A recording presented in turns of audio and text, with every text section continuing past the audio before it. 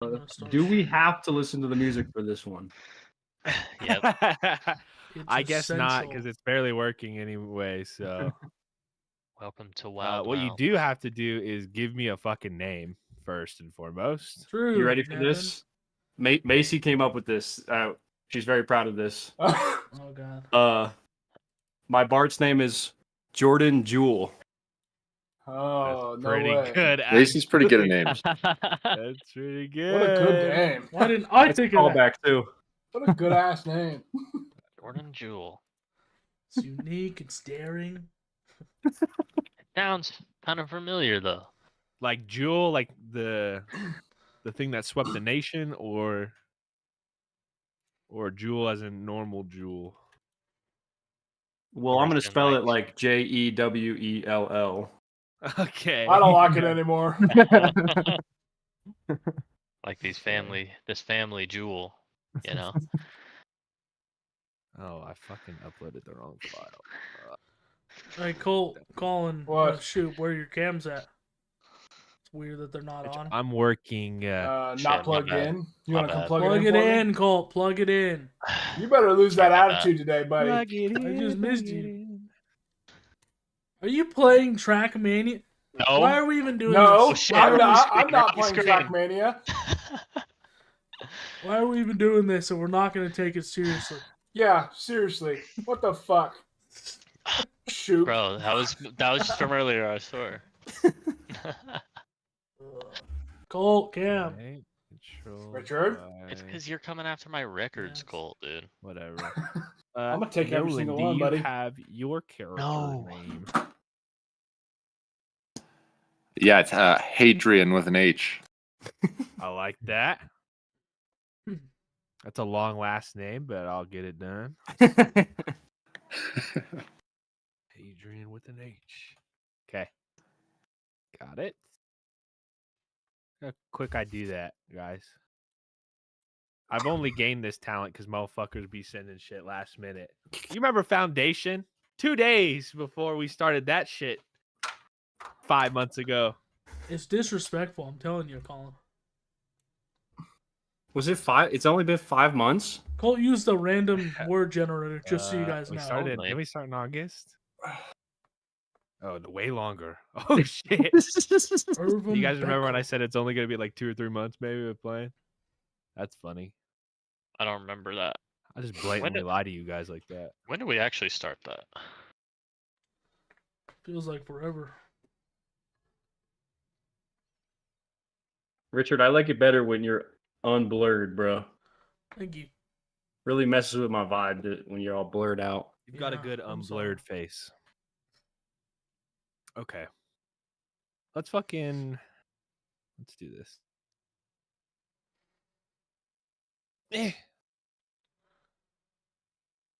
I have to move my camera because when I'm playing League, it covers the Baron and Dragon timers. Dude, seriously, the Pisses me off. same here.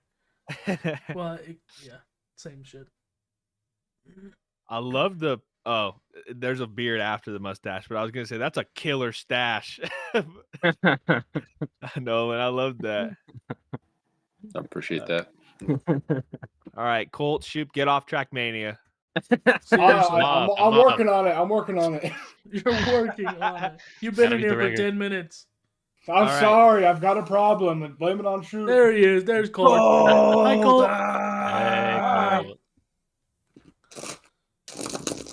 Hey, Your trash can's open, Colt. Spotify, and I'll Fuck that thing. Close it. Fuck you. you. Peanut butter though. Right. At some point. I'm never gonna eat it. I'll put this in one more Right, time. hit that shit. And if it doesn't work, it doesn't work. All right.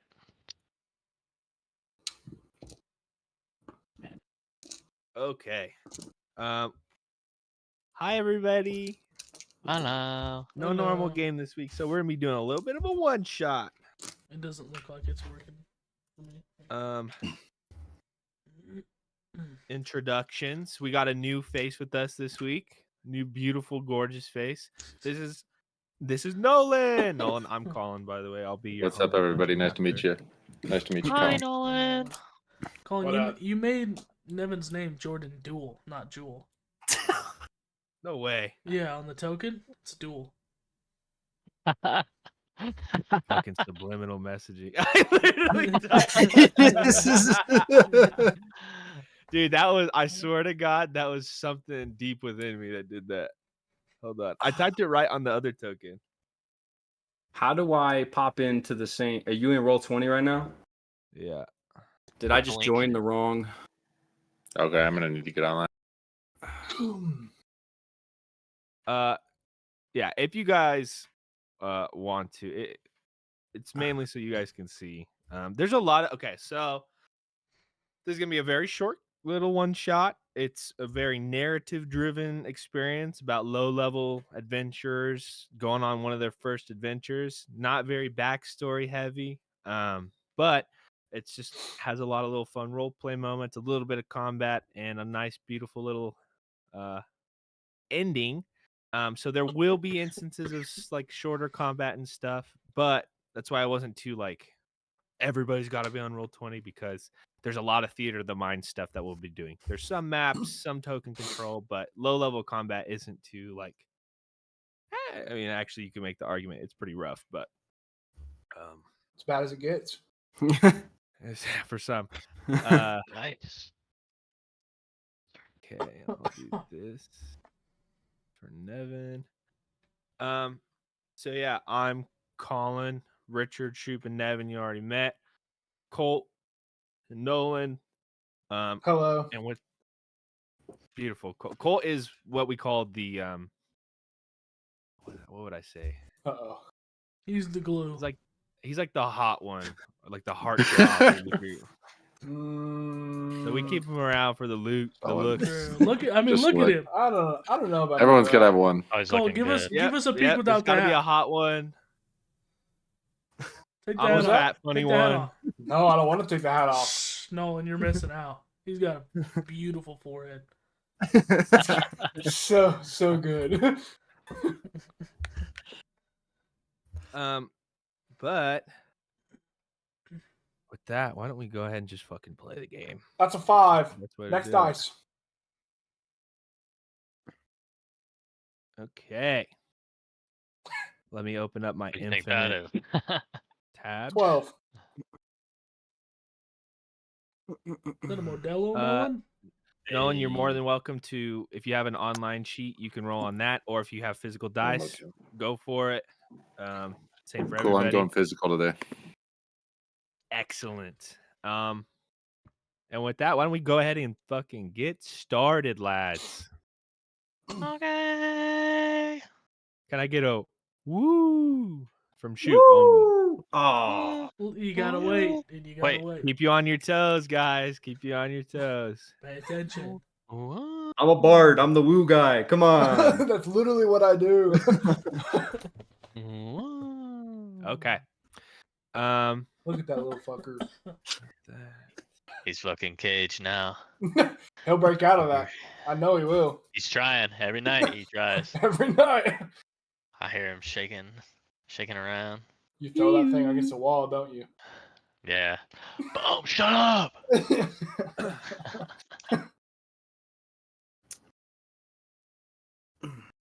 Okay. This recorded? Sure is.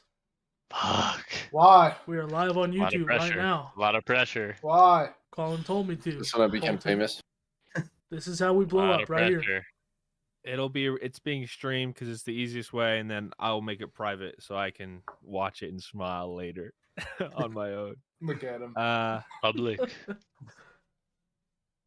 Okay. People need to see. Let me just check something real quick.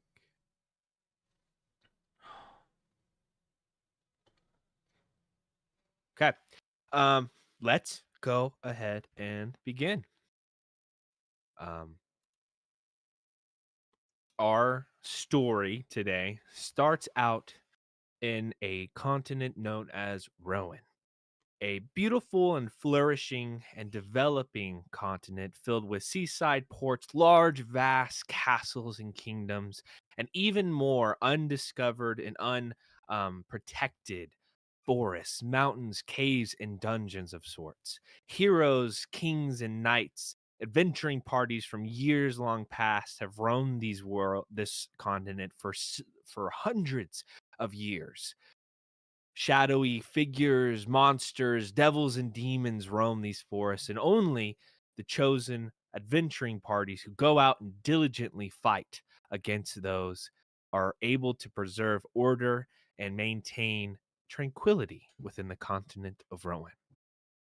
We settle in further on a forested section of our beloved continent. Here, a nice, small, little, flourishing farm town with rolling fields of rye, barley, and wheat. There are simple individuals that live within this town, and it is a known hub for those who are willing to get kick-started on their adventuring, as there is task boards and taverns filled with heroes hoping to make their name as those of adventurers of old. As we enter in, we see 5 more special figures for our story being within the city at this time, and we'll go by one. I'll have you introduce your character, just very general what they look like, their kind of demeanor, and pick one thing that you would be doing during this time. It can be as simple as like I'm putting my shoes on in a room, or I'm going for a walk out in the forest, just something that you're doing. Or if you would like to meet with fellow adventurers, you guys can pick that too. And we'll just go by where my cameras are. Colt, would you go ahead and start us off? Fuck. I am a human, about 5'7", about. I have not very much armor on, pretty minimum, just leather pants, a shirt, but I have a bear skin over my head with the head of it on top of my own. Kind of 5 o'clock shadow look. He looks fairly young, maybe like later 20s. Has a glaive that's just set up against the wall next to him, and he's just sitting there whittling maybe about a 6-inch piece of bone, carving something into it.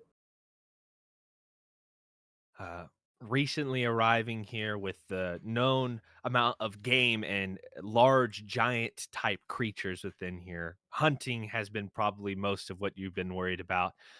Simple woven packs, maybe your occasional small form monsters, but you've been here for a couple days.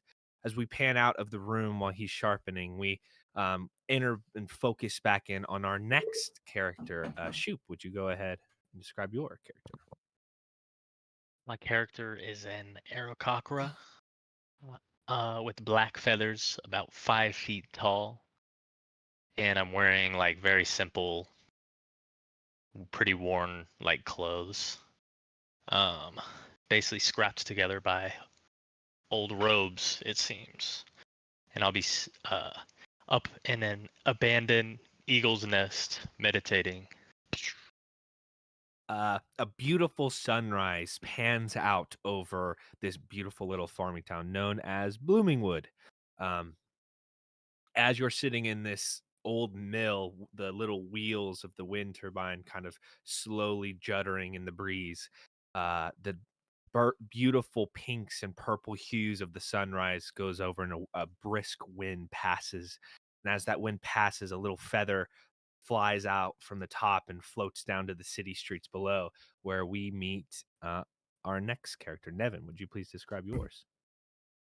Yeah, beautiful Jordan Jewel, standing a proud 5'8", long scraggly hair, 5 o'clock shadow, big old smile on his face, just humming a tune, strumming his lyre, just kind of walking around talking to everybody he can, just looking for a bite to eat, a chat to have with somebody, just a general happy dude.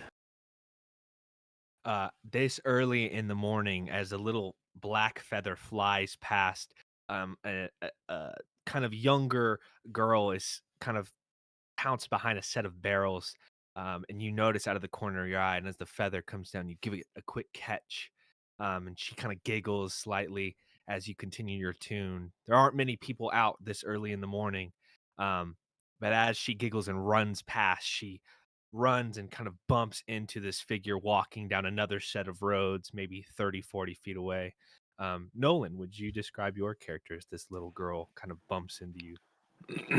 Sure. I'm tall, dark, and handsome. No, probably about 6 feet tall. Longer, dark brown hair. Carrying 2 short swords on my side. Leather armor with a cloak over the top. This time of day, I'm probably taking a morning stroll, heading back towards the forest, where I spend a lot of my time researching and seeking to understand more. Okay.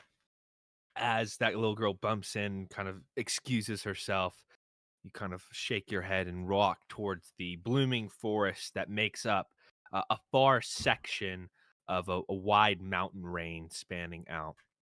As you walk past, the camera pans back out to the city, to the opposite side of town, kind of near more where the town square would have been. But this early, there's only a few individuals out at this time. Richard, would you please describe your character? Yeah. My character is a half orc, about like 5'8" tall. He has like dark gray skin and pretty dark colored eyes. The sides of his heads are shaved, and the top is kind of put up into a little top knot. He walks around with half plate armor, but it's covered by like a black cloak. He would probably be sitting down alone, writing into a small black book. An older individual who has lived in this town for some time now, kind of leather tan skin, white, kind of puffy hair at the top.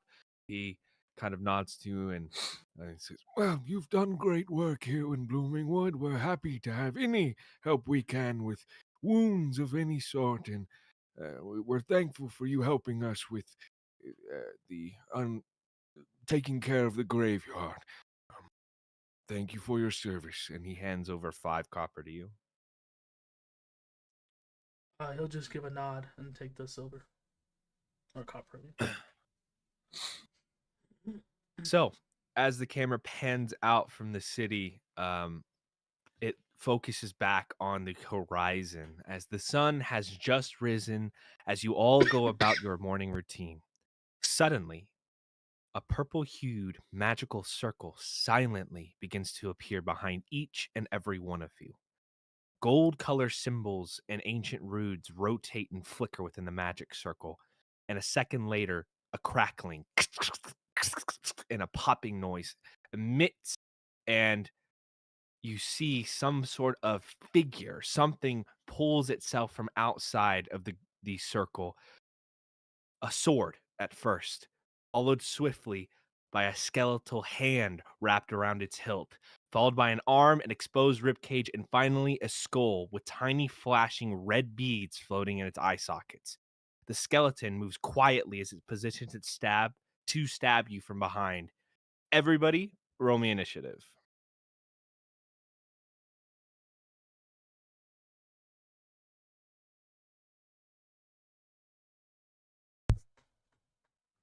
$15. 5. Also 5. Wait, can I? The net 20. Oh, Ooh, 7. first fucking roll. Ashi. It's the only one I'm going to get all game. Seems like. Okay, nat 20. Jordan Jewel, Cinco. Graham Mori, same thing, 5. Dunja Danger. 7. Y'all rolled so bad. Okay.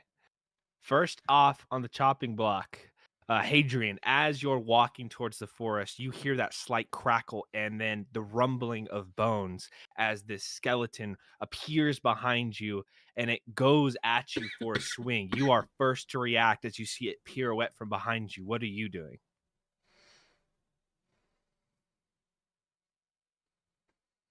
You might be muted. Hitting the wrong button. Sorry. I do see it ahead of time. Yes, because your initiative, you hear the sound before it's able to get attack in, and it's about 10 feet from you at this point. Okay, great. I'm gonna dodge out of the way and ready an attack, but I'm not gonna do anything yet. Okay.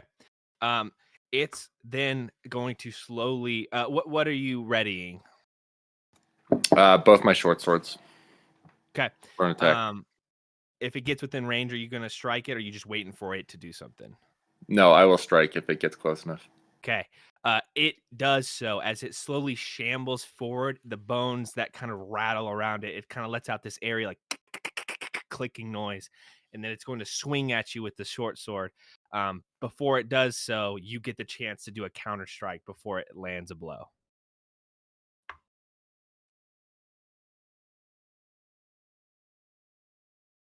It's gonna be a 9 to hit. 9 as it goes to bring up its bony arm. You kind of try to cut across, and it cuts the gash in between the ribs.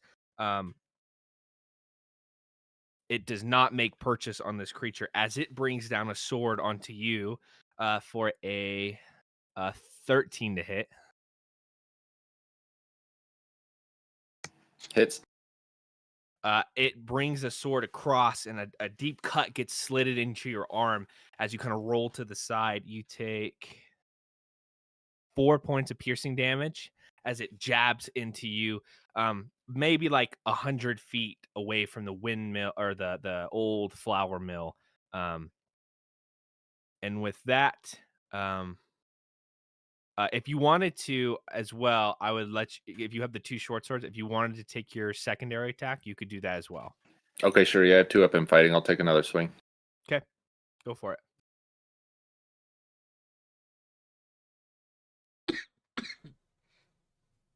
It's gonna be a 15 to hit. That hits. Excellent. So as the first short sword goes right through the ribs, I'm going to take the next one sort of towards. Am I seeing a whole figure at this point, or it's still sort of like half a? It is now fully out of the circle, and it is rattling itself to you with these red ruby eyes. Okay, I'm going to take this one sort of between the shoulder and the neck. Okay. How much damage is that?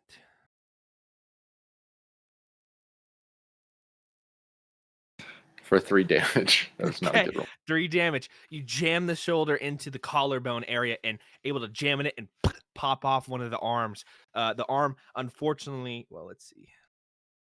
Okay, the arm holding the sword is popped off at the side and it shambles down. The arm is still like flailing on the ground, and the skeleton kind of looks down, looks up, and its jaw opens a little bit wider. As that is going on, we pan over to another scenario going on, and we see Irvam. You muted, Cole. I'm muted. Irvin. Irvam, the same thing as you're within your tiny room, sharpening your weapons and preparing for the day. Behind you, on the other side of the bed, you hear the sound of bones, not bones that you are aware of, clacking on the ground, and you hear like a and a skeleton appears before you. It does not get to go before you. You get the first. As it appears behind you, it jabs into the bed with a sword, and you quickly dodge out to the side. It is your turn. Is it 5 feet or more away from me? It is 5 feet. Okay. I will kind of in one quick motion, I'll grab my glaive and kind of do a pirouette and bring it down on him.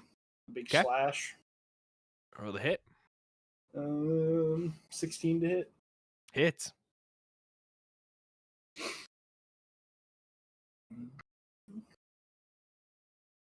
Ooh, a 10 plus 13 damage. 13 damage.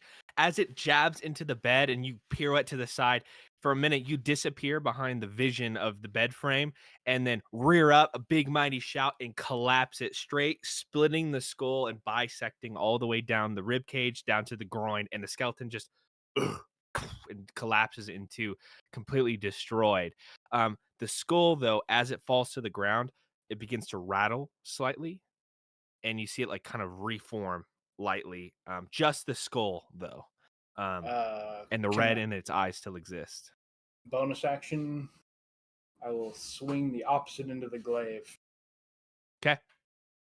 Hit him with that. 15 to hit. Hits. And that is just...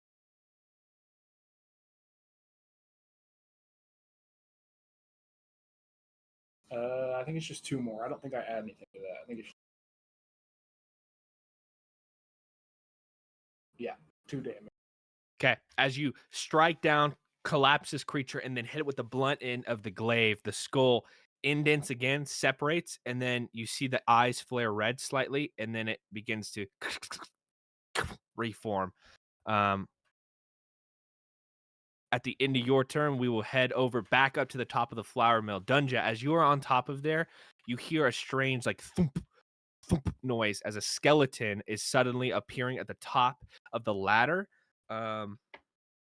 It got a nat 20. It's going to roll before you.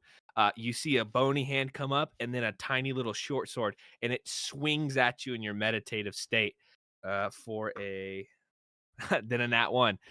As you swing through, can you describe to me how you kind of avoid this hit as the skeleton's scrambling up the ladder? I think I would just, as I'm like in my meditative state, I would hear it and just peek my eye open and just straight up, like while I'm sitting, and then stand up.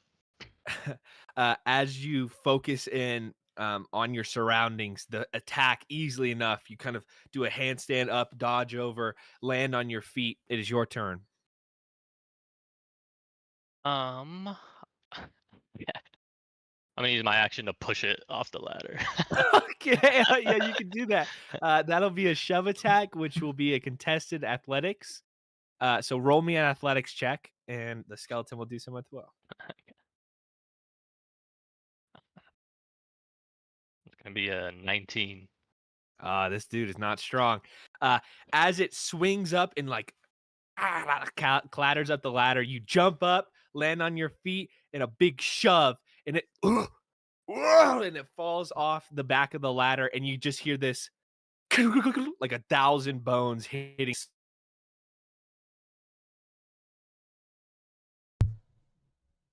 Oh god, his computer died.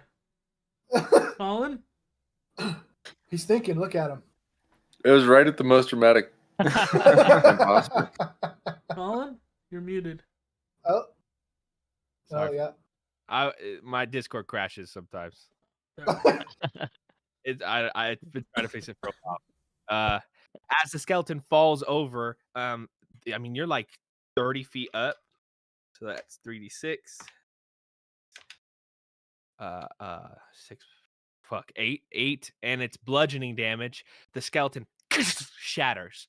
As you peer over the edge, Dunja, you see the head kind of boom, boom, boom, boom, boom, roll over, land, and the skeletal head, the eyes kind of glow and look up back at you, and the mouth slowly begins to open, the eyes glowing red. Once again, the skeleton appears to be gone, though.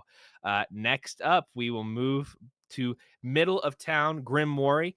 As you're in the square, there is another couple there, and in between them on the bench, the portal erupts, and a skeletal hand comes through and starts running at you with the short sword. Let's see. It is going to go first. It is actually going to strike at you for a 11. That misses. Please describe to me how you avoid this attack. So did it come from in front of me or behind me? In front of you, you're kind of the fountain in the middle, sitting down there, and you see straight across from you a bench with 2 figures. In between them, a portal opens and the skeleton runs at you, just kind of like hobbling with its arm dragging back. Okay, I would say as it comes up to attack me, I would have thrown my cloak in its face to kind of make it miss and like divert its vision, and then as it misses, I would use what's it called, Sacred Flame on it. Okay. Go ahead and roll. That's a dex save for me, right? Yeah. That's a nat 20. Oh. That It succeeds. succeeds. How does your sacred flame look as you summon this? He would just put up his hand like this towards it, and it would just see like a dark little like black looking fire come out, and then eventually come into like a ball of actual red fire. As the red flame kind of erupts and flickers in front of the skeleton, there's a flash within the red eyes of this skeleton, and the magic is cast aside.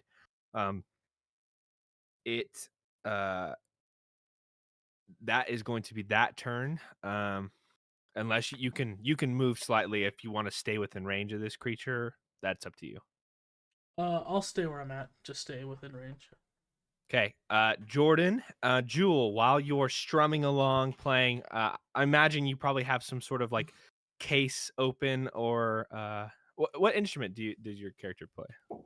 It's just a lyre, I believe it's called. Lyre. Lyre, And yeah. I'm like lackadaisically, I'm not even for money, just walking through strumming. Okay, as you're walking through, you get a shoulder on the hand, or on your you get a hand on your shoulder.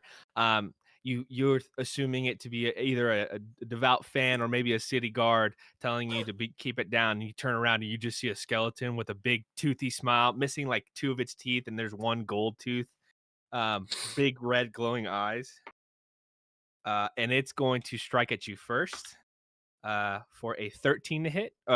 14 to hit. Misses. It's going to like basically like grab you on the shoulder, spin you around, big smile, and then try to prison shank you.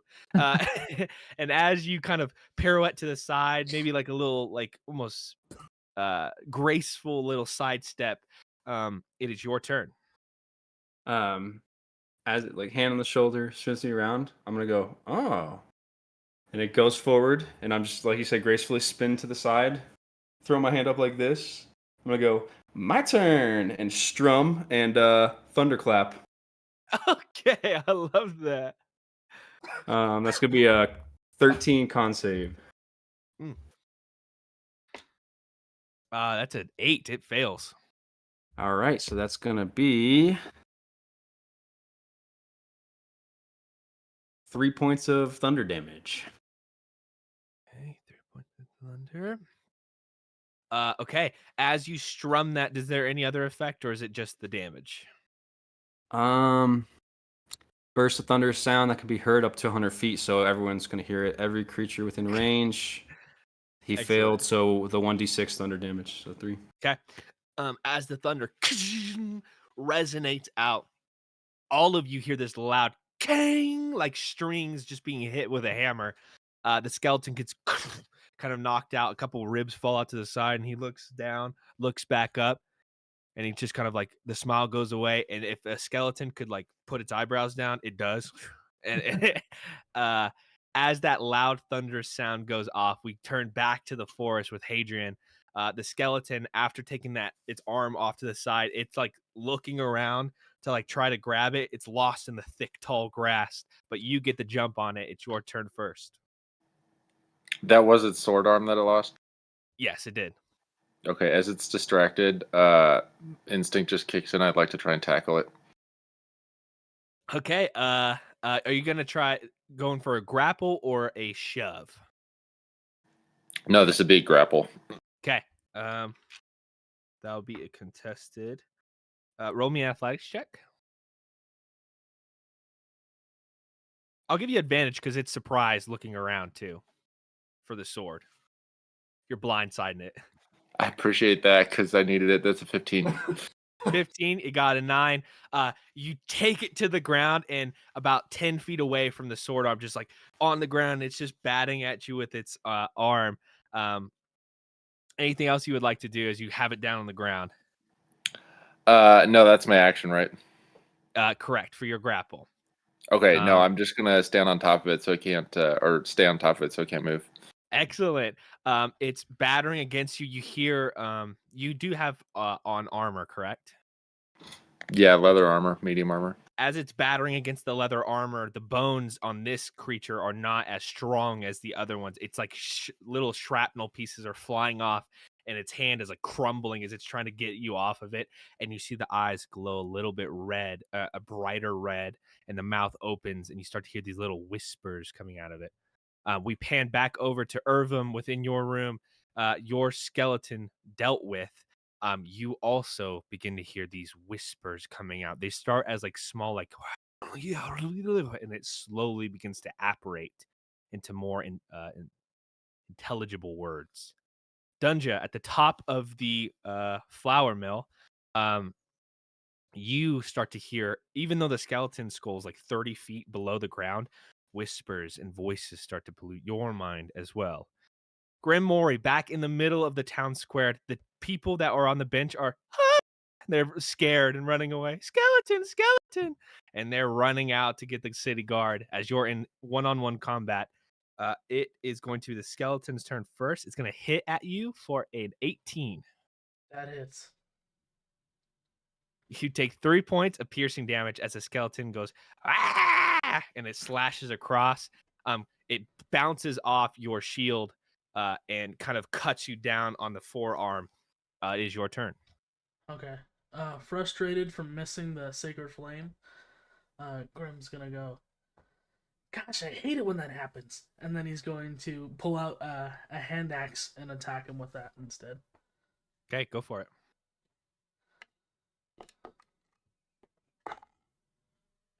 14. Hit.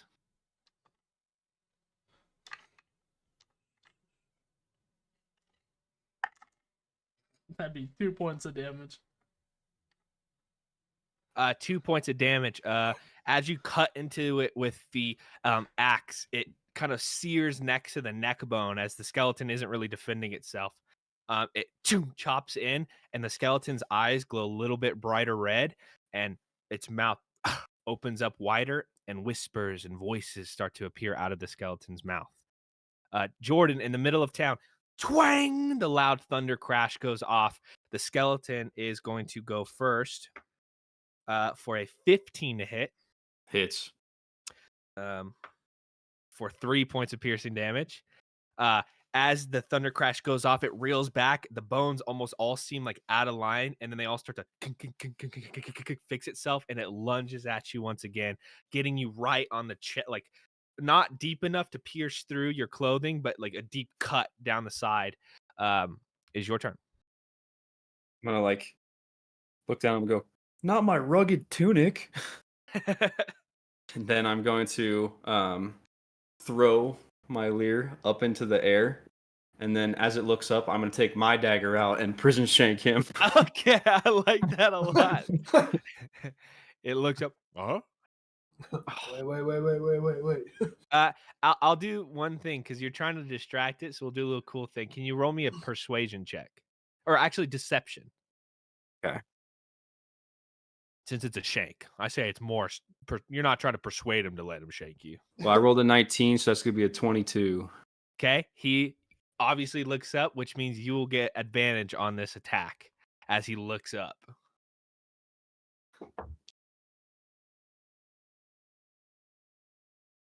Thank goodness, too, because the other dice was a nat 1. So that's going to be 14. Hits. Okay. Let's see here. Dagger. Come on, big money. 7. 7 points. As you start stabbing at the skeleton, you separate, you kind of get it notched within one of the spinal column, or between two little, what are those called? Discs? Why can't I think of it? Anyways, in the middle of its spine, and just pop it, and the whole skeleton crumbles to the ground. The head, the eyes glow a little bit brighter after you shank it, and you start to hear the turn of whispers and voices coming through. As we each go back, in the middle of the fighting, a voice starts to creep out on the ground with Hadrian, who's kind of got him in a wrestle. The sword arm dislodged. The final blow from the skeleton clatters against your leather armor, leaving it armless. And as the head opens up, not only Hadrian, but the broken bones of the skeleton falls to the ground. Its skull is still intact, no matter how hard you hit it. The glowing red bead on the eye sockets of the skull suddenly shift into a bright blue color. Its jaw animates, and as a deep and ancient voice escapes from it. In a slow pace, you hear the following. Amazing! Simply amazing! Adventurers are the greatest. My friends, I have a request. Will you aid me on a quest? Ah, that rhymed. This old fellow needs your help. As all of you hear this vote emanate from you, there's a moment each by each as the skeleton stops fighting. The skull opens up. It has a smile spread across the skeleton's face.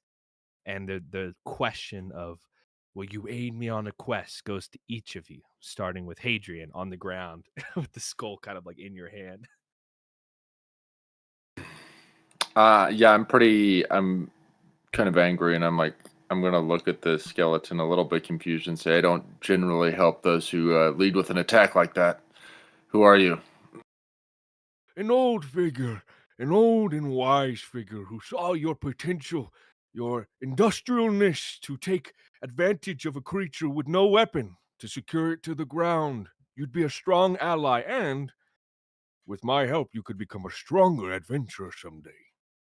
Hadrian, I've been looking at you for some time now, and I would like to invite you on a quest of a lifetime. What exactly is it that you require of me? In due time, after we gather everyone together. Do you accept this quest, young hero? I kind of take a moment by myself with this skull in the forest, and then I say, I do. Excellent. We pan over to Irvum in the middle of the room. As you're leaning over the bed, the head opens up and the question comes forth. Will you aid me on a quest? This old fellow needs your help. I'll kind of straighten my posture and I'll twirl that glaive and I'll slam the end on the floor. And I'll just kind of let out a chuckle and I'll just say, that's what I'm here for, of course. And I will follow him or do whatever. Excellent. We pan over to Dunja at the top of the flour mill. The skeleton skull shouts up, almost like in the back of your head. Will you help me on a quest? I'm gonna quickly go down till I'm 5 feet from the top of the ladder and do a backflip off. Assassin's Creed. Walk up to this head. Sounds like danger. I Oh, like danger. Yes! excellent. Grimory, will you help me, aid me on this quest? Yeah, sure. I've been kind of bored lately anyway. Excellent. We pan back over to the city street with the now dislocated bones of the skeleton. Jordan Jewel, famous muse amongst bards. Will you aid me on my quest? I'm gonna extravagantly sweep the dagger back in, catch the lyre as it falls from the sky, and go, sounds like the makings of a good song. Da-na-na-na-na. Yes. The light on the skull's eyes vanish as another magical circle appears on the ground with you in the center. Gold arrow-like symbols manifest within the circle, pointing at you before a blinding flash of light consumes your entire body and your belongings as you are teleported to an unknown destination. And with that, you will all level up to level 2. Hey. That, I'll see you next week. Thank you for joining. Does our HP reset back to full? I'll say for this, yes. Woo, a whole 300 experience. Let's You go. just go to your builder, right? And then level Yeah. 2. Alright. Not 3,000. Yeah, level 2. And if it's easier to, if you want to just do the average hit dice, you guys can take whatever the middle average it gives you. You just roll or you add your con, right? Correct. What am I? A D12?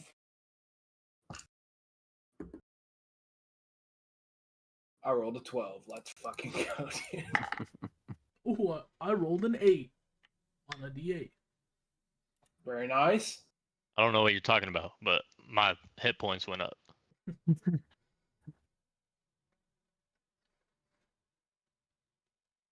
I think you picked. I think your sheet was in average hit die, so you don't have to roll for it. You're fine. Okay. Okay. With only I feel stronger already. spellcaster, as each of you feel this energy rush across you, the teleportation circle taking effect. Blinding white light flashes before you as you get transported to an unknown location. The teleportation circle vanishes immediately when you arrive, and when your eyes are able to adjust, what you see next is a jaw-dropping sight. The ceilings and walls are all smooth and glowing in white, with light shining from all sides. It is hard to tell where the wall ends and the ceiling begins due to the enormous size of the chamber. The room is almost impossible to measure. It might be a trick or magic that fools your senses. There's no way that a room as wide and as high as your eyes see can possibly exist, right? But that's not all. As you look to the ground, you see gold. You're stepping on a vast sea of gold. Gold coins, gold bars, golden swords, golden thrones, golden chariots, statues, and all manner of other golden or gold-covered items imaginable. The final decoration you take in is postured figures standing in a semi-crescent circle. 5 for 4 others, but 5 in total. As you all look around, you see all of the other 4 adventurers of our story. All of you, what would you like to do? I'm gonna put a couple coins in my pocket. Okay. Yeah, you can. You reach in. I don't even care if anyone sees. It's not trying to be stealthy or anything. I'm just gonna lean down and grab some. Love it. The jingling of coins sliding across. Hadrian, as you're reaching down and grabbing these, can you roll me a investigation check? It's a nat 1. As you're grabbing them, I mean, you can grab what is equivalent to about 40 gold coins in like 2 or 3 scoops, and you can add that 40 gold to your inventory. Excellent, thank you. The rest of you, within like 10, 15 feet apart, you see the rest of the figures it's like a Scrooge McDuck level of just flowing seas of gold. Is look around, is that skull still here? You look around, there's no skull present. Just 4 other individuals who are definitely not skeletons. Graham will let out a big whoa, and then I'd walk up to the closest person next to me. You walk up and you see a dark feathered bird person, Aarakocra, in raggedy tunic and such. I would look at him and I'd go, "Hi, I'm Graham. Who are you?" The name's Dunja. Dunja Danger. Hi, Denja. What are you doing here? I love him. I don't know, mate. I just appeared here. How about you? About the same thing. Well, that makes no sense. Yeah, maybe we should ask the others. And I'm gonna walk away from him immediately and go to someone else.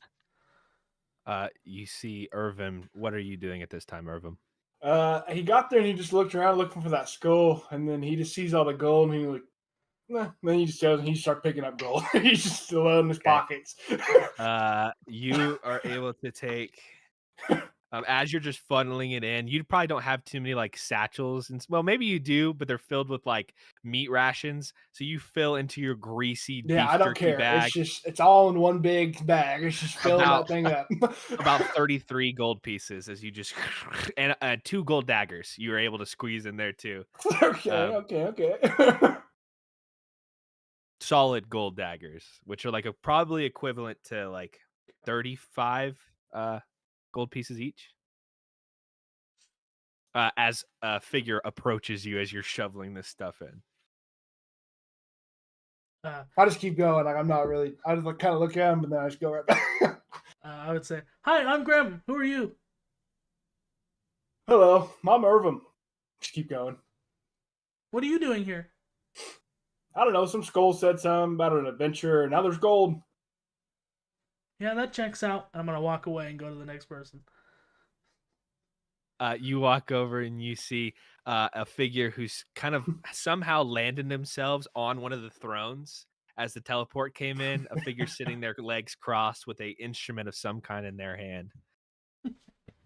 I'm gonna be like humming a tune. I'm gonna be like, "A hall full of gold." Oh, that's not good. And then I'm like writing something on this notepad, like trying to make a song happen. Hey, Mister. Mister, I'm Grim. Who are you? man, you kill one skeleton and this is where you end up. Huh? Oh, okay. It looks like you did the same thing as the rest of us. Never mind. And I'm gonna walk away. As he walks away and you're going over lyrics in your head, Jordan, could you give me a history check?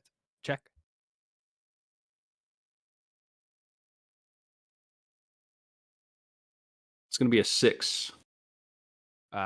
You look at this vast quantity of treasure before you, and there are multitudes of stories you've heard from songs, poems, and just maybe fictional novels of hoards such as this. But you're too preoccupied on trying to get just the right lyric to rhyme with gold. Maybe old. That feels pretty good. Old feels pretty good. Hadrian, as you scoop the final pits of gold into your satchel, a figure approaches you. Grim. Hi, I'm Grim. Who are you? Name's Hadrian. What are you doing here, Hadrian? I'm picking up some gold. What are you doing? I'm just here. How'd you get here? Some skeletons sent God me. damn it! And I'm gonna walk away. Left to everybody to pick and take of what you want. There is about a few minutes of silence that goes over as you just hear the shuffling of coins, and then the stark contrast of being like, "Where the fuck are we?" As soon as I get done, like if I'm satisfied with my gold, I'll just kind of look around, and I'm gonna look for anything like kind of game or anything that may be alive in here or anything. Okay, perception check.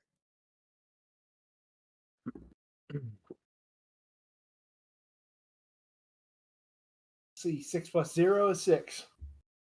You see no signs of life in here. The cascading walls, the ceiling that seems to have no end, and these huge marble pillars within this enormous chamber.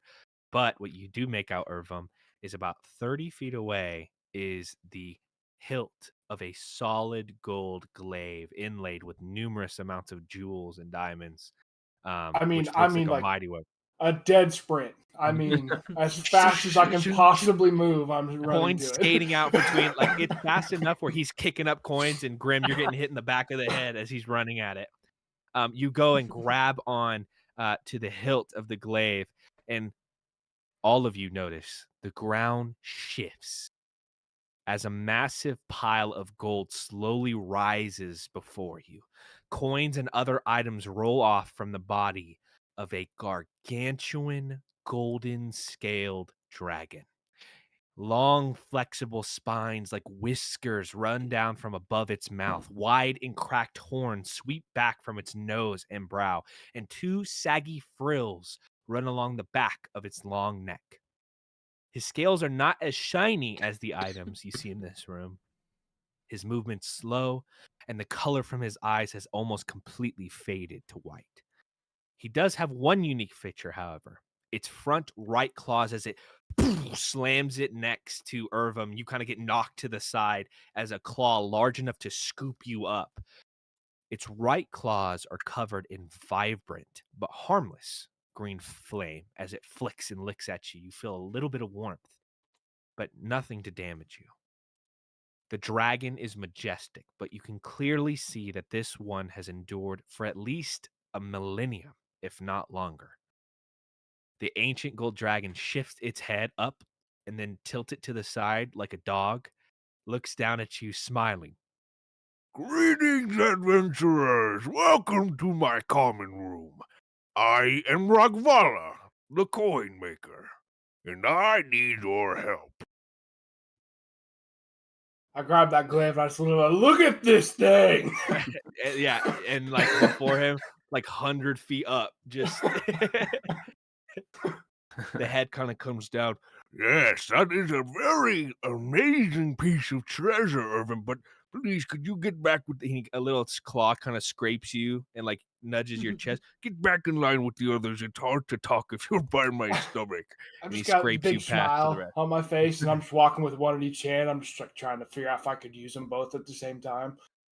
The gold one is so heavy, it's completely impractical to be. You try to lift it up, and it's just clang, clang. I drag it with me. Like He scraped you to the middle and kind of, All right, we're gonna put Grim here, and alphabetically, Dungeon first. Here we go. and he's gonna kind of move you guys like little figurines, and then he kind of settles down, and his large head looms like a cat or a dog with their head on their paws, and a big smile comes across his face. Are you the one who brought What? us here? And I'm like poking him. You just hear, like, you feel an intensely hot snout, and he kind of nods his head and goes, Yes, I was. I was in the market for adventurers. Noticed you within Bloomingwood, which is my old stomping grounds, and I decided I would grab you and, well, sorry for the sneak attack and the prison shanking, Jordan. and he kind of looks at you. Sometimes you could tell skeletons what you want done, but then they're very known for their improv skills. So, yeah. sorry for the scare, but I trust me. It is just a small little step in an amazing adventure I have planned for you. I'm gonna do a deep swooping bow.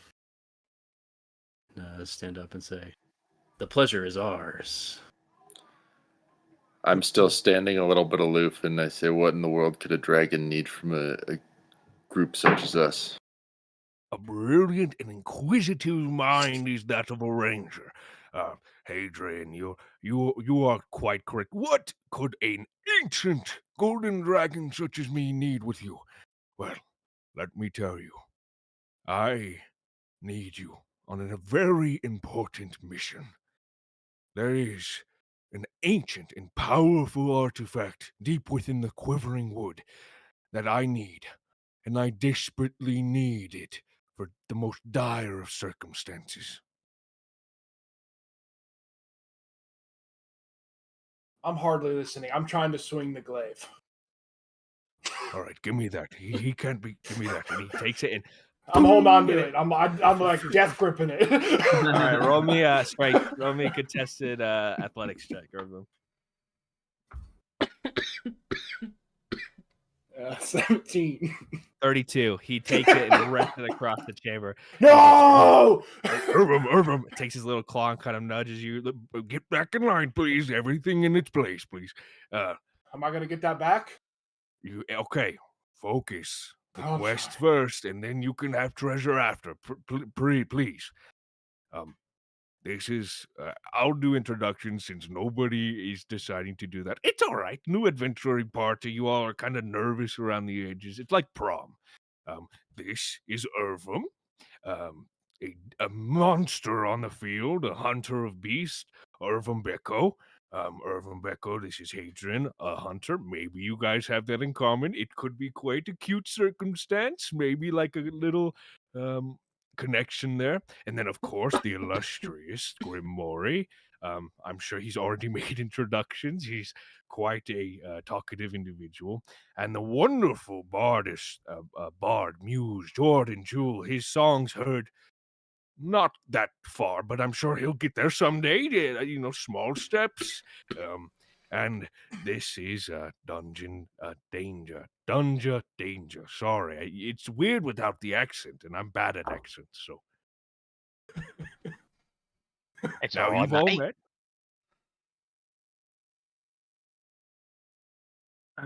I'm gonna go. Okay. I got it, and I'm just gonna start strumming, and I'm gonna sing a hall of gold, a dragon of old, 5 brave adventurers.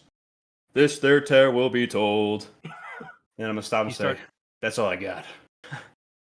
That's quite incredible and very prudent to the quest at hand, because that ancient artifact that is I desperately need for all 5 of you to get is, and he gets really low. It is, and he gets even lower, and his voice gets even quieter. It's a turn.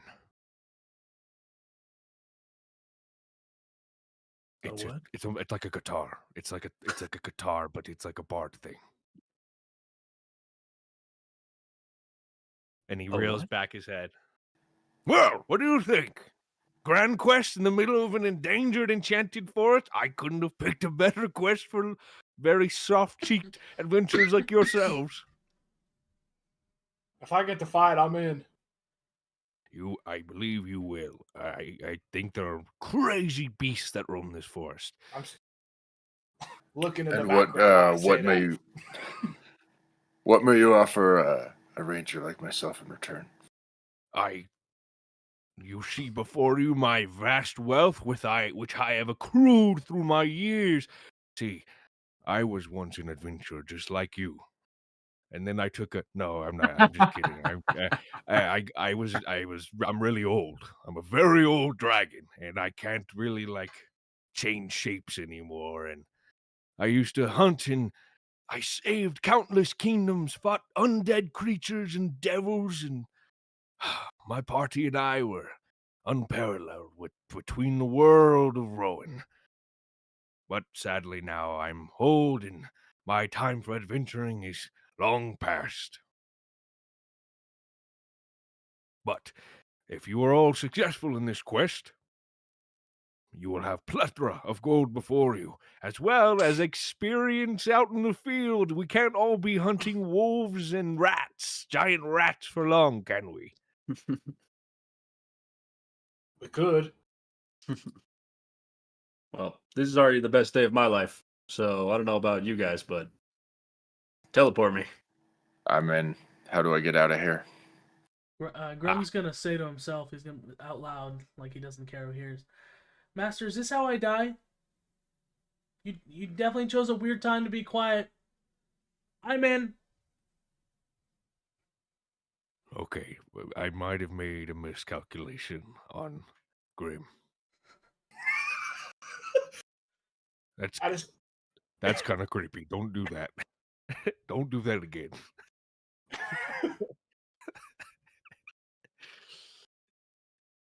I just kind of have an innocent smile and a blank stare on my face, and I'm just looking back to where he threw that glaive. I'm just scanning, just hoping I Okay. can see it. All right, just look. He's kind of like blocking you. All right, hold on. All right, we're all ready, right? Everybody's ready for the quest. First step. Quivering wood. That's what you need? Nope. The ancient gold dragon coughs out a unique spell scroll from its mouth. This huge parchment that could cover a football field, and the item floats into the air and unrolls itself. The spell activates, and a familiar magical circle of purplish hue appears underneath the entire dragon, including yourselves. The gold inscribed runes and the symbols moving clockwise. The circle is massive enough to accommodate the dragon's size. Ragvala lowers his body to the ground, moves the end of his tail closer to its stomach for you to all use as a foothold to get onto his back. He motions his head back as you all ascend while looking at you And with great delight, a big smile and a puff of smoke comes out of his nose and he says, Let's go on an adventure, shall we? and the magic erupts out. Level 3. And, This shit's easy. It's like, God, this is good. a strong gust of wind and an equally bright light overcomes your senses. You get teleported right above the edge of the Dragonspire Mountains. As the wind hits you continuously, as you ride on the ancient dragon's back, you look down and you see you are legions away from the ground, maybe 20,000, 30,000 feet. The dragon dashes forward towards the quivering force, its wings flayed out.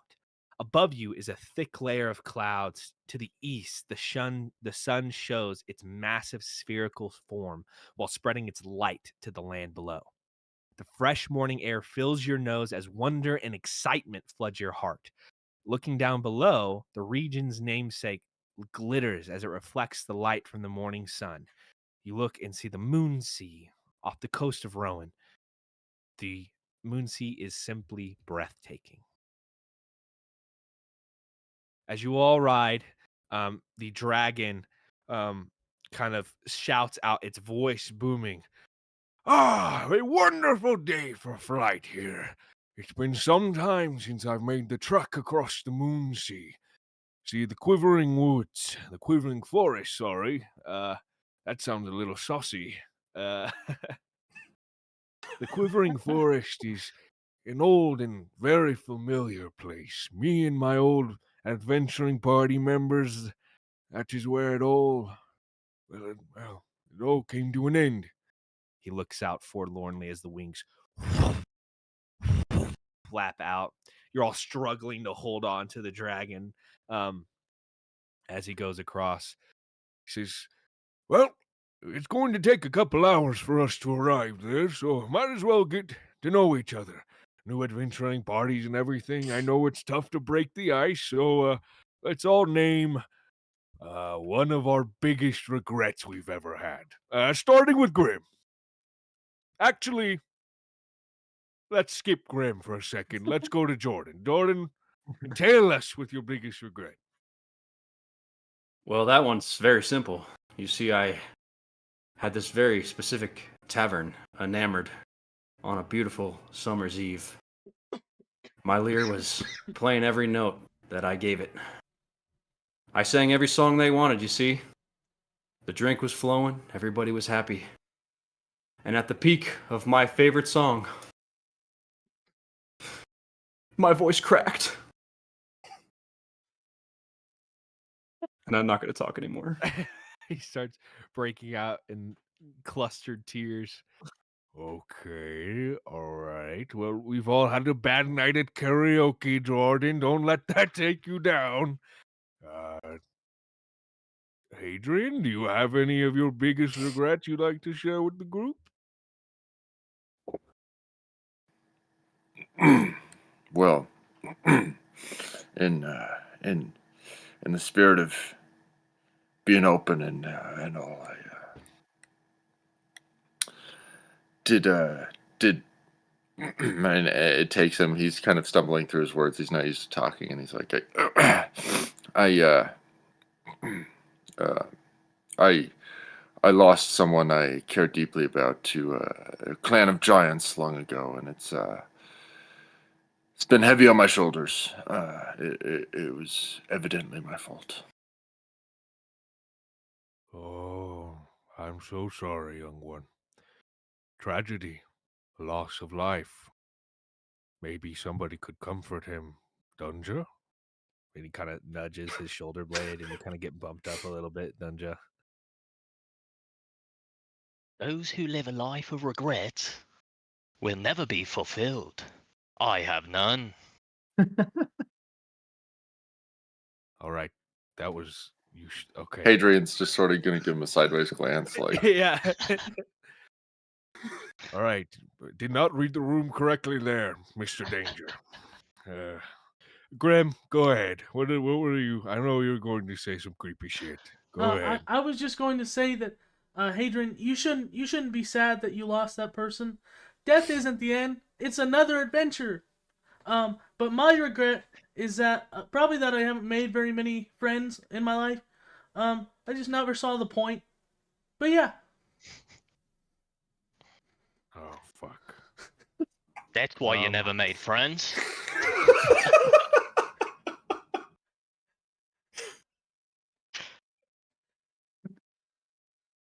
All right. We're gonna move past this exercise, Irvin. I'm sure we're all gonna guess your regret. Go ahead. It's like 1,000-yard stare and like a tear coming down his The cheek. glaive, isn't and, it? and he goes, I just regret not being strong enough to hold on to that glaive. Yeah. Okay. All right. Next step of the adventuring guidelines. We are not going to talk anymore. And an Remember- hour goes by. We're riding on the back of him, right? Yeah, you're all looking, and the wind's blowing past your face. Probably like after a few minutes of that, I kind of snap out of it and I'll just stand up and I'll turn around and I'll look at everybody and I'll go up to each one like individually and I'll just grab their hand and I'll shake it really aggressively. Like, hi, my name's Irvin. And I'll just go to the next guy and I'll do it again and then I'll go sit back down and I'll stare off. what a nice guy. You get the feeling I'm probably not the smartest guy at all. As he does that, I'm gonna try to like hold him for an extra second longer and take some of his gold from earlier. Building trust early. Make me a sleight of hand check. I'm gonna put my hand on Hadrian's shoulder as I'm like wiping away a tear still, and I'm gonna go, I understand. It's I feel that. A nat 20. I'm not even gonna look back at Jordan. Grin's just gonna be going to himself, Master? Master? He's just every 5 minutes. Master? You were able to take all of the gold and the daggers from. I think I don't notice, right? You do not notice. There's no shot with your passive perception. Ever since I had to share, which I was not hoping to do, I put my hood up and I'm just kind of staring at the dragon in front of me. And when he comes to shake my hand, it really like alarms me because I'm not paying attention. Little shocked, and then in that moment, Dunja swipes the pouch with the beef jerky, the gold, and the daggers inside.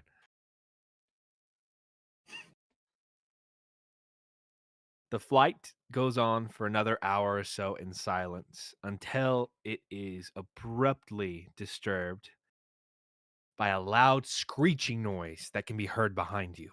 As you turn around to check, you see an unusually large eagle flying towards you at great speed.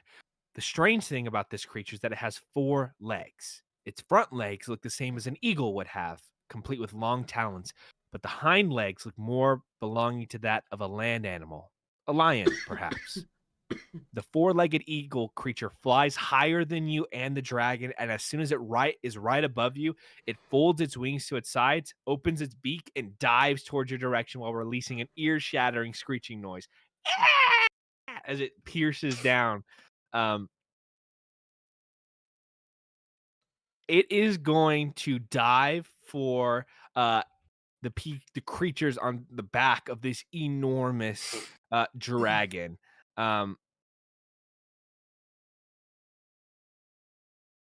We all see this. Like, there's a time enough to like kind of prepare. Yes, you all hear the first sound, and a couple of you look back and disrupt it, and then the shadow appears and it dies out. I need everybody to roll me a d20. Initiative? 4. No. 5. 5. 8. 13. Above a 10. Oh. Irvin, as the eagle screeches out, it comes at a full dive next to you. I need you to roll me a dexterity saving throw as its talons rip across and try to grab you and throw you off the dragon's back. How does danger sense work? I'm kidding. You have advantage on dex save that affect you. I can see this, so I have advantage, right? Yeah. A 1 and a 6, so probably not going to do it for a 7. No, 8. 8. Yeah, it grabs on, and it begins to lift him off. You see, the screeching creature jumps down, grabs him, and flies out. And he gets lifted about 10, 15. Yeah, yeah. I just start like laughing.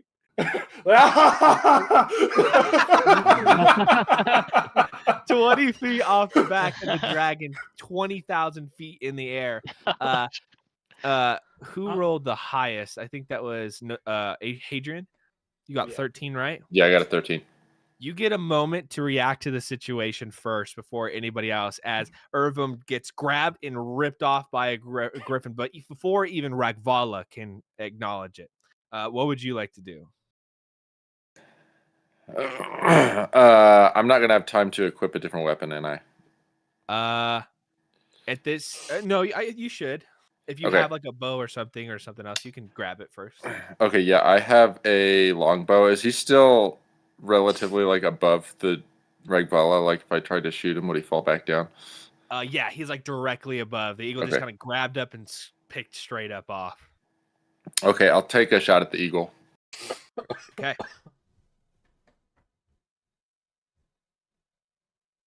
It's gonna be a 12. 12 is its armor class. That hits.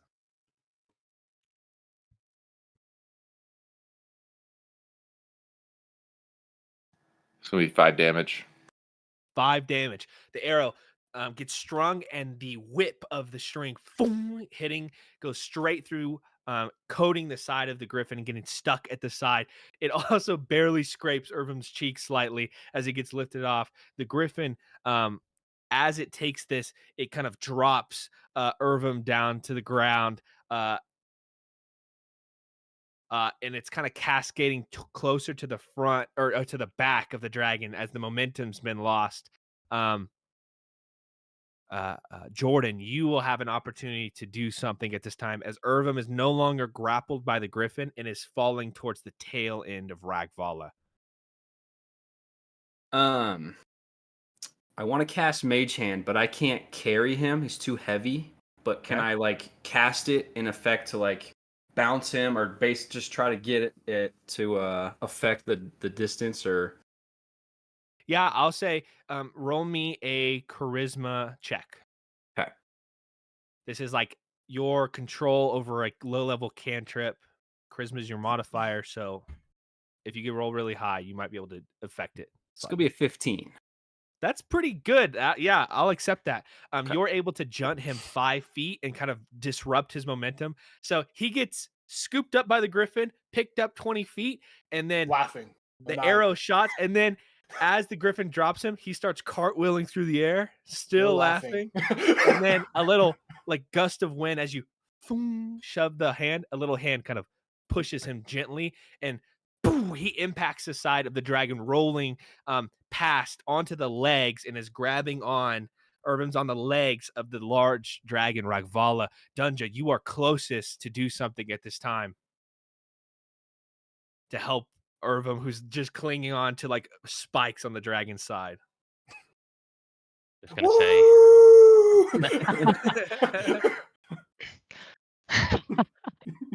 That looks fun, mate. Grab my hand. I guess I'll reach out too. Okay. Give me a strength check to try to grab and pull him up to the side. Gonna be where is 17. 17, yeah. You grab on and kind of pirouette yourself and lunge him up to the top. And Irvum, the wind gets knocked out of your chest as you land back on the back of Ragvala. Grim, you see the large griffin is slowly like flapping its wings. Go ahead and make me a... You can make me an insight or animal handling check if you would like, Grim.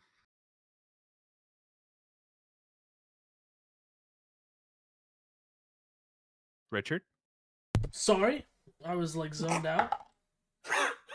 You I was said like, damn, he's investigating that character sheet precisely. what type of Tormund, check did you aye! say? Did you say insight? Insight or animal handling as you're investigating the They're griffin the same. flying above. 16. 16. That's a good dragon. For what did you pick? They're both the same. So Pick in- one. Put Irvin in Say animal handling. Oh, okay. That's a good one actually. As you see the griffin come down, with a 15, you said 16. 16. Yeah. You see that the griffin, its body is shrunken. There are exposed rib cages and bones. Its eyes are gaunt. This animal is not a devious and mischievous animal. It's just hungry. And Grim, you particularly, he just wants a friend to feed him. He just wants a friend.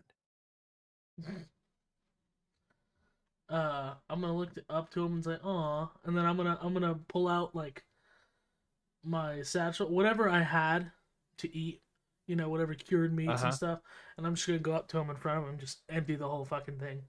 You're standing on the back of an ancient gold dragon in the sky, 20,000 feet up, wind blowing past. And as the wind is blowing your cloak behind you, you hold up the saddle, like your little bag full of meats. And the griffin looks in and lands on the back of the dragon and starts like straight out of Harry Potter, just kind of like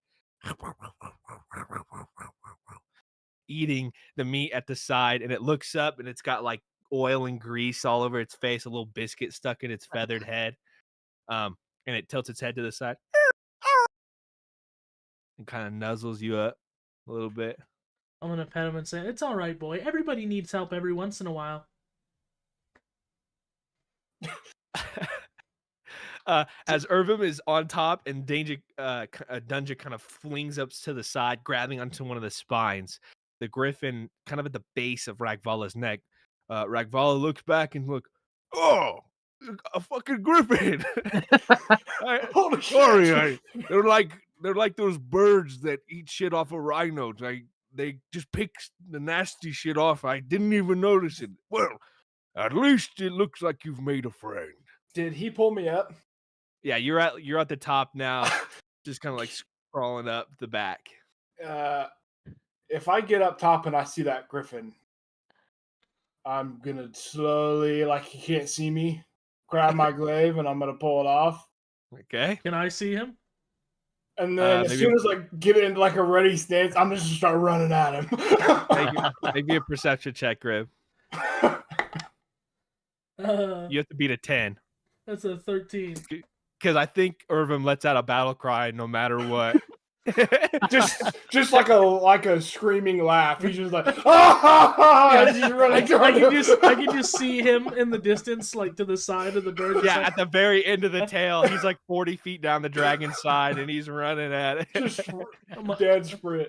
oh, yeah. Oh shit! Yeah, you should leave. You should leave. Animal handling check. Damn it! I have 10-foot reach, by the way. A 21. 21. The griffin looks up, its eyes go wide, and it flies off the back and it soars out to the sky. Away fast enough. I'm just gonna say to it as it runs, "Today wasn't your day to die." It flies away, and it flies, vanishing from the sight of all. As Irvim, you get to the side and are standing on the side of the dragon. I get like to the side of his head, and I have this look in my eye, like I think I can jump to him. Like I think I can make that. Like I'm thinking about it. The griffin is like 80, 90 feet away. I'm still thinking like I could for sure make that. I'm really high. I could fall far. I think I could grab him. I think I You're got this. fucking crazy. Oh hey, didn't see you there. Did you see that griffin? That Yeah. was crazy. He's my pal now. He's lucky. I would have killed him. I know. And I'll put it back. Whew, close call. And I'll just sit down. Hey, you got any extra food? I reach for my bag, and then I kind of had this moment. Where's my beef jerky? Or yell at the dragon, we have to go back. I've lost my bag. I told you to piss before the teleportation. I don't need to pee. I need food. Oh. Well, we'll find something in the forest. It's We a fucking... need food. I am also out of food. I'll just You say, can go and hunt the griffin if you want. One bite. I It's say we gone. don't hunt the griffin. Let's do that. Let's go back. That's good because they're known to hold grudges for a lifetime. So Let's go back. As long as nobody like threatened it or hurt it in any way, we should be fine. I'm gonna It say, shouldn't come back. That's a lucky bird. I got some extra food here Do I see what you pulled out from? from my bag. Well, I don't know. I would try to do it in a way that you don't know that it's your own food Roll me a that I sleight of just hand. stole. Actually, roll me a deception. This will be a deception. Okay. This is gonna be a 12. 12. Roll me an insight check, Irvin. 7. I just take my. Thank you so much. I don't know what I do with all my stuff. I must have dropped it when I was. Did you see that glaive I had? Oh my god, we have That to was go a cool back. glaive. We That was a gotta cool go back. glaive. There's a brief second, Dungeon, as he's taking the bite the beef jerky. You see a gold coin stuck, like greasily stuck to the side of the meat. And he's stuck it to the side before he can bite into it. Pocket it. Grem's gonna also go up and take some of the meat and be like, "Thank you, weird bird person." Then back away. That's not very nice to call people that. I don't know what he is. He's just a big bird. He has a name. My name is Dunja. Dunja. Dunja Okay. Danger. I'm Dun- Irvin, and I grab your hand again, and I shake it really hard. I'm Grem. Oh, I know, Graham. I know. All right, we- adventurers, settle down, settle down. It's time for the lore dump. All right, everybody, take your seat, back to back. And he kind of takes like one of his legs and kind of Oh, I can't reach you back there. Somebody make sure Irvin's in the front so he pays attention. Yeah, it's a good thing you said that. My mage hand's still up for the last couple seconds, so I'll just scoot him into position before it poofs. I'll like sit down, like cross-legged. I'm just eating my beef jerky, just staring off to God knows where. For as long as eternity, there have been heroes in the continent of Rowan. And you might be asking, Ragvala, you're so big and strong and amazing. Why would you need help of little tiny, puny, creepy, intelligently deficit individuals? Well, good Dangerous. question. Smile. Dangerous. Dangerous. How do you He says intelligent, and I have a big dangerous? smile. Dangerous. How do you do it? Dangerous. All right. Well, you might not believe this, so hold on. the wings flapping. There was a time when I was a hero. I walked on 2 legs, and me and my group, my adventuring party, we just took the world by storm. You must be so Villains and- tall. Irvin, that is true. I was tall. I was taller than most, but I wasn't this before. I was more of like a cat thing. I was a tabaxi. And Just man, confusion. How old are you? oh, I'm well past 1,000 years or so, but you honestly lose count after 100 because no other entity really cares. So you're probably gonna die soon? There's a moment where he tries to say something. There's just like this guttural kind of rumble through his body, and he Yes, someday I will depart this world. But the stories, the friendships I've made, I have more than enough treasure to bring me to the other side, Grim. Lucky. Nice. I never Nice finished my exercise. My biggest regret. You see, my party, the 5-leaf clovers, we were inseparable. Strong, powerful entities taking shape to help change the world without our intimidating bestial nature. There were creatures who could change the will of the world, who could reshape it with wishes. And I was among them. After some idiotic decisions, I had a falling out with one of my party members. A bard, like yourself, Jordan. Mr. Jewel. And that is my regret. I cast out his loot, chucked it as far as I could, and it landed somewhere within the numerous groves of the quivering forest. I wish to mend that friendship, rekindle it, and ask for forgiveness. He's just looking ahead the whole time. That's my regret, and that's why I asked you all to help me. See, we're getting quite close here. Let me touch down. And he starts to descend very slowly in a big circular, winding fashion. As he does, the clouds begin to part, and you see a part of the world you have not seen before. Almost in a bowl of mountains, this string of forest ground that has trees of different colors and various fungus-like appendages that come out almost like fingers reaching towards the sun. Vibrant red, white-capped mushrooms, enormous redwood trees, forests of weeping willows that seem to cover almost like that of a city. And as he descends slowly down, Ah, quivering forest. Well, as you can see, this is where I will require your skills. I am too old now to transform into a smaller creature, and I do not wish to enter the forest in this form to disturb it. I am too big and I might destroy the trees. a big bestial laugh comes from his stomach. But this place is very special to me. A lot of my adventures with my friends during the old days happened here. But it is now your turn.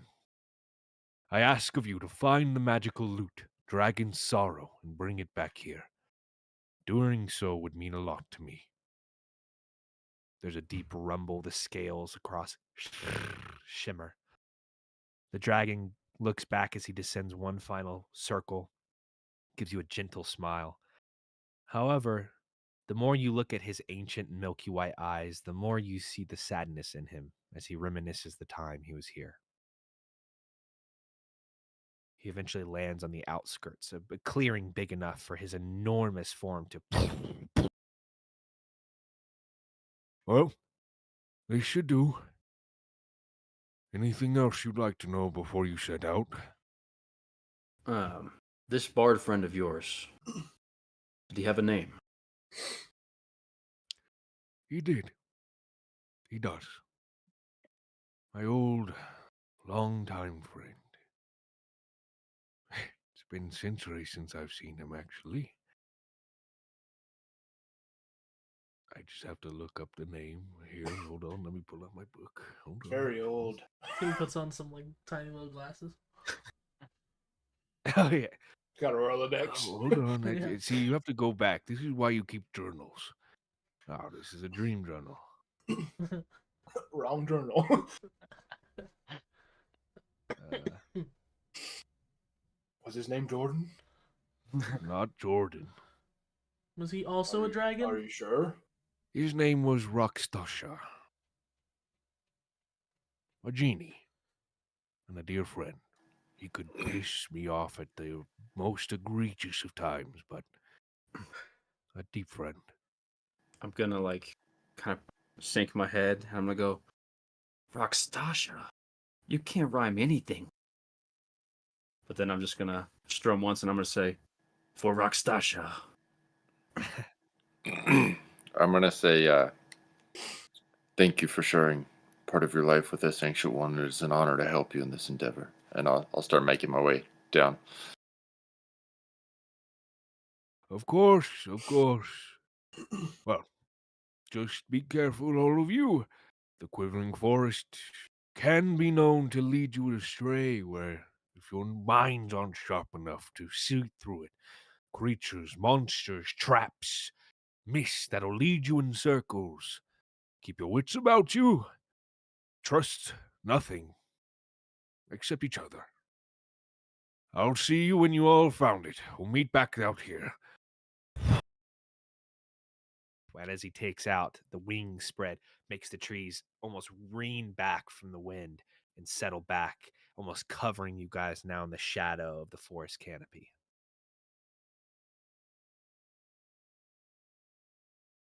Now what? I would like to Anyone lead. know what a lute is? I would like to lead with a song, but directionally I'm challenged. Does anyone else know forests? Yeah, this way, and I just start. Yeah, I say. Survival check. Hold on. No, as a ranger, I have like a Awful natural environment that I'm good at, and I chose forest, so I say. Perfect. After- 11. Wait a minute. I think I can help here. And I'll head off first into the forest, not Wait, really knowing where can I'm I try going, but I something feel real pretty quick? confident. Before we go, can I try something? Okay. I'm just gonna sit down, crisscross applesauce. I'm gonna go, Master, where's the treasure at? Oh, not this again. Hold on, he takes me. he takes a minute sometimes. Roll me a d20. I just walk over and I like lean down into Jordan's ear. I'm like, I don't think that guy's very smart. 8. No response. I'm Damn gonna it. I'm gonna look at you and say, and what do you know about smarts? I just laugh and I walk away. Hadrian, roll me a survival check with advantage due to your favorite terrain. Well, that was a 2 and a 3. Hold on. Oh, God. The altitude got to him. +5 though. That's an 8. Okay. Thick fog covers the ground. Every step you make, you can feel your foot being devoured by the mud. All around, tall grass and wild plants penetrate the fog in every direction, with large ancient trees that are way too close to each other. Their crown prevents the most, if not all, the sunlight to pass through, covering the entire forest in dim light. You enter into this area, and the thick ground covering from the decrepit leaves, the mud, it slows your movement down, and you see like strange coverings of decaying leaves, broken tree branches, decaying carcasses in some instances. Hadrian, as you're leading forth, I need you to roll me another survival check. I'm just stomping through the mud. Okay. That was going to be 15. Irvum, you roll me one too. Survival? Yeah. 18. Irvum, as you're moving forward, you see now that in your environment of hunting and stuff, you're about to take a step forward, and you see a clumping of leaves with a small glint of an iron looped chain, and your foot literally comes into contact, and before you can make the pressure, you put your glaive down, and a bear trap shoves itself on the side of the glaive. You do not get hit by it, but you notice that as well. At the same time, Hadrian, you look around and you do notice these strange clumps of leaves all over this area filled with bear traps. I'll as I disarm that one, as I slap down, it's like the first time you see Irvin just kind of serious, and he says, "It looks like there's other hunters out here." And I just squint my eyes and I'm looking all around. Yeah, I'm going to just sort of quietly signal for the party to halt behind us and say, careful where you tread, friends. I'm going to need somebody in the group, I think we know who it is, but to designate themselves as the navigator through the rest of the Quivering Forest. I vote Hadrian. Yeah, I'll take navigator. I'm good with that. Okay. I need you to roll me another survival check to determine where we're going to head to next. That's a dirty 20. Nice. Ooh. Oh. You on a success, you proceed further and closer to your destination. As you make your way through, begin to see strange things. Laughter of tiny old people can be heard from the southeast, while the sound of two large pieces of iron slowly grinding across each other echoes from the northeast. Brown feathered owls fly towards the west, while in the south everything is eerily quiet. As you go deeper into the forest, the trees begin to spread out slightly more. Your eyes seem to be playing tricks on you as all the plant life begins to leave, all including the leaves on the ground begin to glow bright in different colors. Reds, greens, blues, oranges, from coughs, from whispers to each other, from every step you make. It's almost like dynamic lighting. It ripples out across the plants and such in varying patterns. Is this something I would have seen before? I guess I can make like a nature check or something. Roll me a roll me a nature check.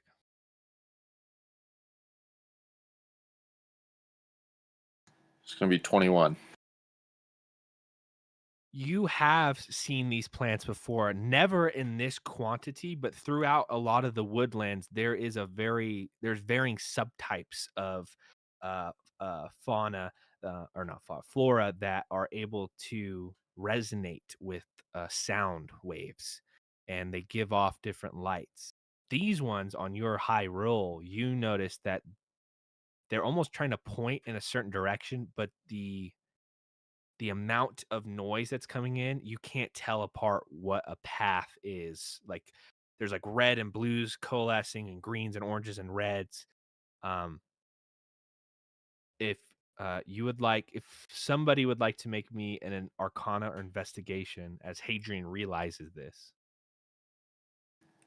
Can I ask everybody quickly to like stop? I'm gonna be like, I need everybody to be quiet for a minute. And as the party at least is quiet, I'd like to just kind of kneel down closer to the ground and make a clapping noise. Okay. As you do that, you clap and all of the flowers and leaves light up brightly and then slowly settle down as Jordan kneels down. A little button on his shirt resonates off of the lute, and the flowers, instead of that like prickly, scary kind of flutter of color, it's almost like a ripple wave from the note resonating, and you see for a split second a little bit of a path form in a certain direction filled with red glowing leaves. Do you still want somebody to do that Arcana? Yes, please. Okay, I'll do it if nobody else wants to. 3. I could do it. 3. You notice the same thing, but there is something magical about these flowers that makes it feel like it's not just them randomly making light. I noticed that note make a change, right? Yes. I'm gonna pull out my pan flute and like super low, just blow like a low note into like on the lower register, like. Like what note? Like a C? Like I wish I could tell you. Go ahead and roll me a performance check, Mr. Jewel.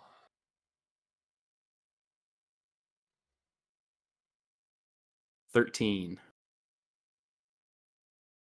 13. That is exactly what you needed. As you strum out that note, boom, boom, boom, boom, you continue the chord progression.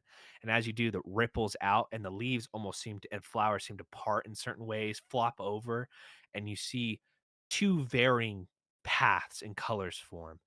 Going one direction, you see a pulsating gray kind of color that boom, boom, boom, boom, and leads like stepping stones in one direction. And in another, a very steady, almost like a river flow of green colors that flow in another way, signifying two paths that seem to lead to specific locations. And you have a choice on which to pick. Well, the options are in front of us. I'm just gonna keep playing Jordan, music. which note is better? Which note is better? All the notes are pretty in my head. I say we go right. I got a good feeling. That would be the gray one. Okay, in that case, we must go left. What? That would be the green one. What do you mean? I'm right-handed. There's a right path. I mean, seems pretty good to me. I like the color gray. It's 2-1. Yep. No. Yep. 2-1. I have been chosen as the navigator, correct? 2-1.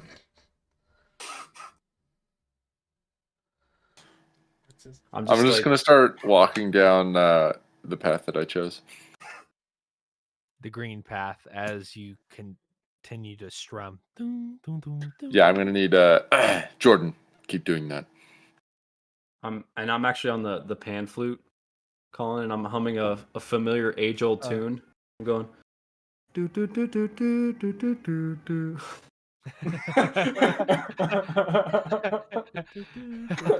Yeah.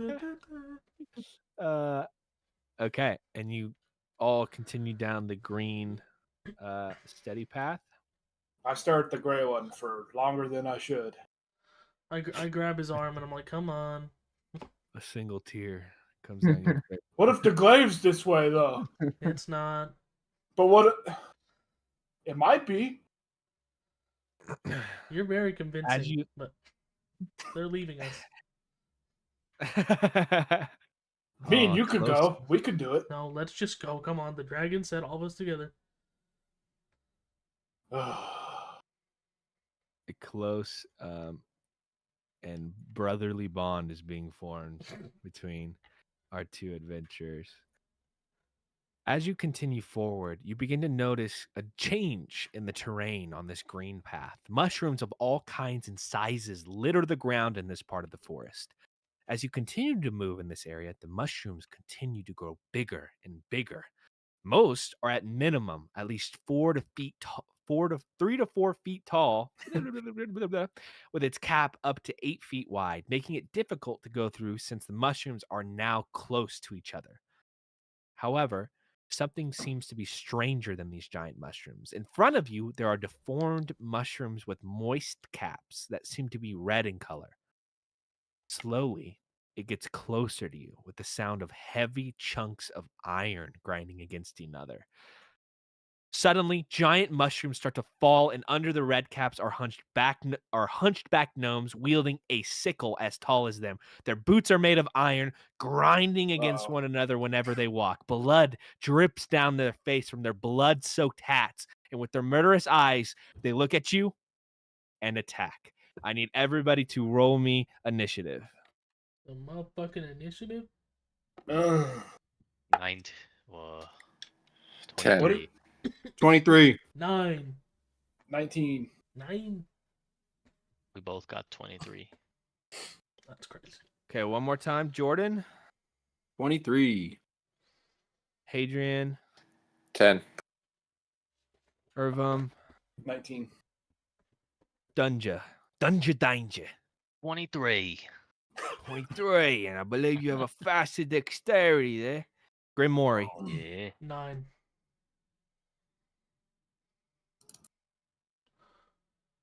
And there is a map for all you lads on Roll20. Ah.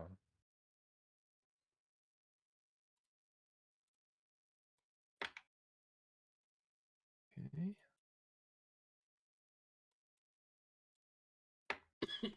Ooh. I'll be right back. Okay. Starting off, these creatures are more like here. All right. First initiative, Danger. You see these two tiny gnome-like creatures with a hat that goes all the way back to their feet, soaked in dripping red crimson blood, and a sickle. It looks like a sickle, but it's a almost scythe-sized blade with grinding iron boots coming at you. You all recognize these from stories as your growing adventures. These are dangerous red caps, fae that are bloodthirsty. They use the blood from their murder victims to make their hair permanent or hat permanently red. You're up first, Dunja. say, "Oh, that looks dangerous," and I'm gonna fly 50 feet towards them.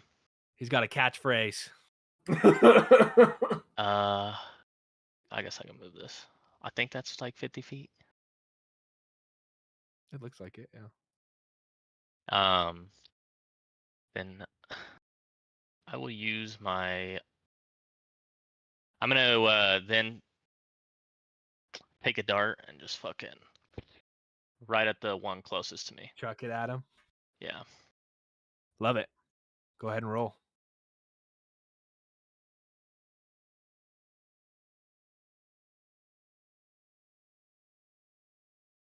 It'll be an 8. 8 does not hit. As Wait, it, is you that throw, a D20? Yeah. Like roll it. Okay, I did the wrong thing. That's a 19, Okay. and then it hits for 8. Like I Oh, pressed that was the the damage? I pressed the dart. Yeah. Okay. Yeah, 19 hits and 8 damage. As you chuck the dart out, it gets embedded in the shoulder, and the little creature just mutters these guttural sounds, bleeding from its side. That's your action. Would you like to do anything else? No, I mean that's all I'm gonna use. Can I Okay, next use up, walking movement also, or is it one or the other? it's a total. So you Okay. used, yeah, your movement to do that. Jordan, you're up next. I'm just gonna look at the others and I'm gonna say, red caps, nasty. And then I'm going to move. Let's grab here. It's not letting me move, but I'm gonna move just 30 feet to the sorry. side here. I see. Yeah, I messed that up. Now you should be able to move. Okay.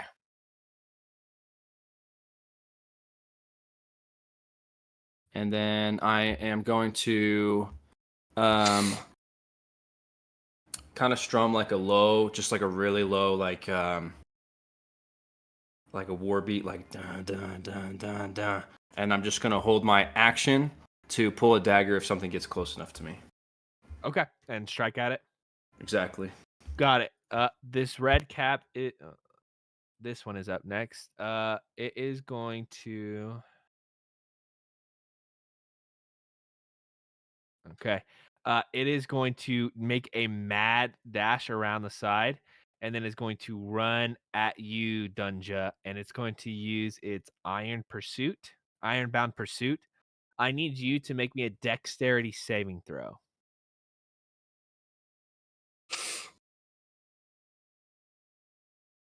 It's gonna be a 13. Oh wait, That sorry. ju- A 15. My bad. That just succeeds. As it runs past and its iron boots that are weighing it down, it does basically a fucking drop kick with these heavy iron boots. There's a little boulder next to your side, and you see as it hits it, it crushes the boulder entirely. You narrowly avoid 21 points of bludgeoning damage from that strike. But that creature falls down to the ground. It is now knocked prone. This red cap right here.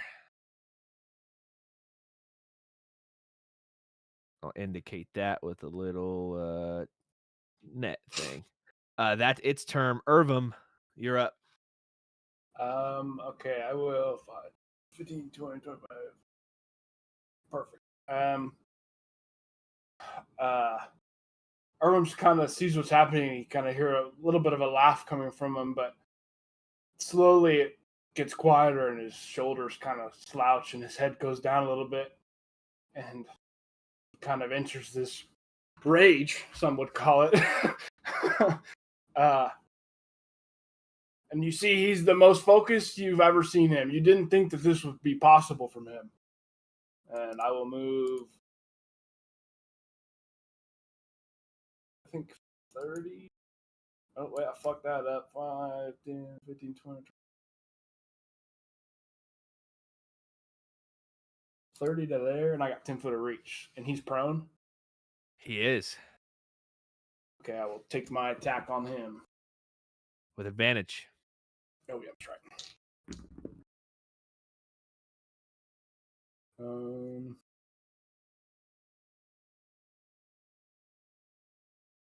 16 to hit. Hits. That is only 5 damage. And bonus action, I'll use the other end for one more hit. Okay. It's a 23 to hit, Hits. and that's another 4 damage. Nice. As you strike down at this creature who's on the ground, you cut deeply on its thigh, and it kind of boom, bounces off the heavy iron boots. You bring it down as it kind of tries to whip the wicked sickle around, parry it, and then boom, on the side of the temple, he kind of gets rolled to the side and Yeah, I'm just hyper focused, kind of grunting like a bear almost. Next up is Hadrian. Yeah, I'm gonna watch this boulder explode and decide to keep my distance a little bit, but I'm gonna move just a little bit behind Irvum. I have not used Roll20 before. I'm gonna move 20 feet, or sorry, 30 feet, sort of between. Yeah, about over there. Right there is good. Just to where I can see the red cap past Irvum, I'm gonna try and take a shot at him. Okay, that'll work right there. I'll move it for you. I appreciate it. Thank you. Okay. No problem. No problem. You can see from this, that mushroom isn't a solid one. You can see the one that is prone, and you can also see the one that is still behind the stalk down here. If you're trying to take a bow shot, the one on the ground, you'll have disadvantage on that. But this one down here, further south, you should be able to get a normal shot on. Okay, in that case, I'll take a bow shot at the one farther south. Kind of thinking to myself, it looks like Irvum's got giving him a run for his money already. Got it.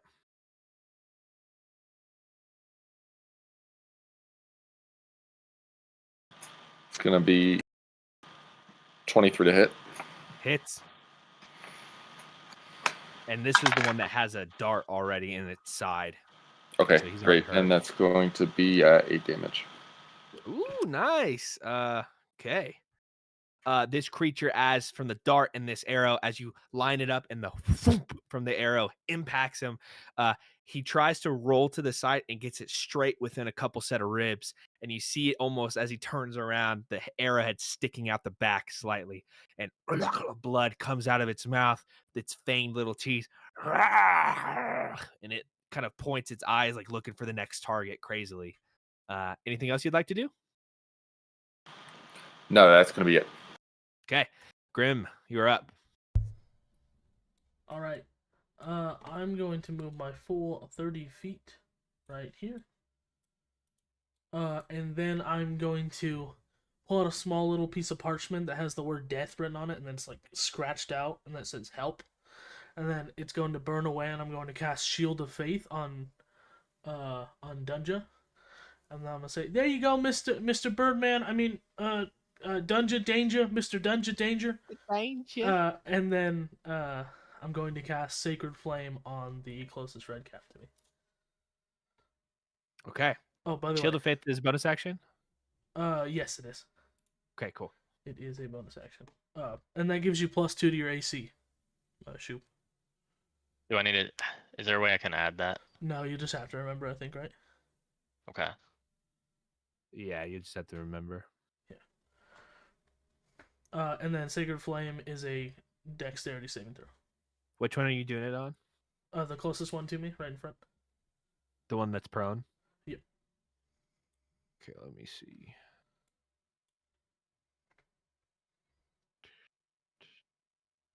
Nope. Okay. A straight roll. That is a 16. Succeeds. The flame erupts and the red cap. Kill you all! Kill you all! As it kind of scrambles. Next up is this red cap. I need Dunja and Irvum both to roll me a d20.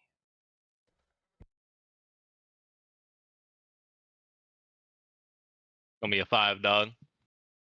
Irvum, can you roll me a d20? Colt. My bad. Yep. New names.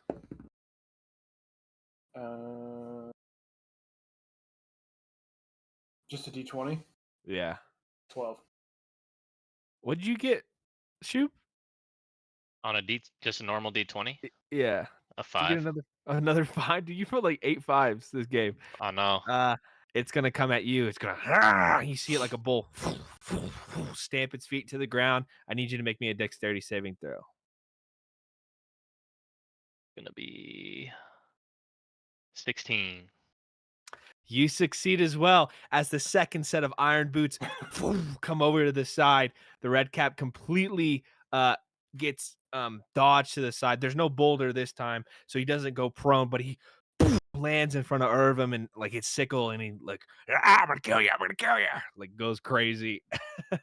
you dodged 24 points of bludgeoning damage with that.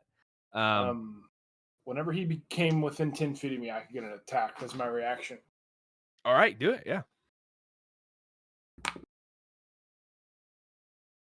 15 hits.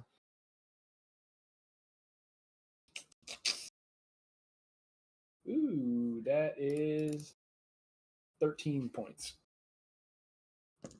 Wow. This creature is bloodied. It's past its halfway health point. Is that much? Big sizable slice across and says, "Now we're really gonna kill you." Dunja, it's your turn. Is this one next to me still like prone? He is still prone. All right, I'm gonna take out my my like quarterstaff and just bash it right on the head. Okay, go ahead. It's gonna be 2 to hit. 2 does not hit. With your plus your modifier? What modifier is that? That would be the hit / DC. Oh, that's gonna be an 8. Okay. 8 is not enough. It rolls to the side. He kind of parries it off with this gnarly sickle and says, your blood's mine. It's going in my hat. You have a bonus action if you want. I'm just gonna say this fucking. I knew I shouldn't have pulled this out, and just use my flurry of blows and just mark off your key point and roll me 2 unarmed strikes. Okay, that's gonna be a 1 plus 4, so 5. And then you got to roll the hit first. Oh, nat 20. Ooh, that's a crit. Okay, Let's pretty go, good. Dude. And then it's a 1 plus 5, and then a 4 plus 5. So I guess You just said a bunch of numbers. I have no idea what you said. All right. That's 15. Yeah, 5 plus 9.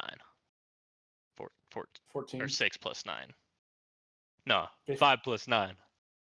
14 points of damage. Yes, sir. Okay. Okay, you got to roll for both your hits too. What a ride. I did. I rolled a 1 and then a 4.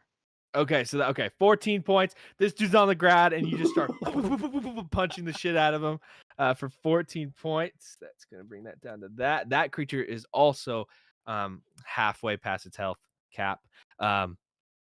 It's looking gnarly, and it's gonna come at you pretty hard this next turn. Guy on the ground. Yeah. Okay, and I can use my movement. Yeah. You can. Like while he's prone, he can't opportunity attack me. He can. He can, but it'll be at disadvantage. All right, I ain't moving. I'm staying. Okay. Jordan, you're up. That's such a weird thing to do. Why would you do that? I keep thinking like, what? Well, I was going to do a very fun spell, but that would hit many people here, and I'm new to this, so I got to change gears. Yes, I'm just gonna run forward to this one here, and is it turned away from me currently? It is Facing. Yeah. Okay. Well, I don't have stealth or anything, but I'm just going to I'm like building the drumming, and then as I like go, I'm gonna slide forward, pull the dagger, and just go to stab in the back here. Okay, go for it. He's still prone, so you have advantage. Okay, thank you. Doesn't matter. I rolled horribly. It's gonna be like a 5 and a 4. As you go through at the last minute, he's blood, and he swings around and tries to slice at your gut. You dodge away at the last minute, the blade just like nicking the edge of your stomach before you're cut in half by this crazy sickle.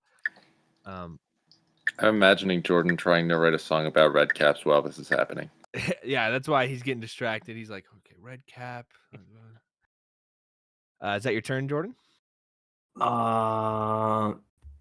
Yeah, because if I move away, he will attack me too, right? Right. You also have a bonus action. So if Even you though he's have prone, anything- he'll still get the. it'll be at disadvantage.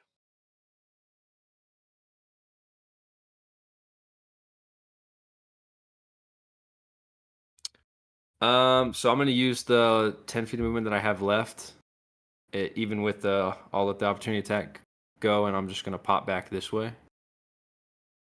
And then I'm also going to send a bardic inspiration towards Dunja. Okay.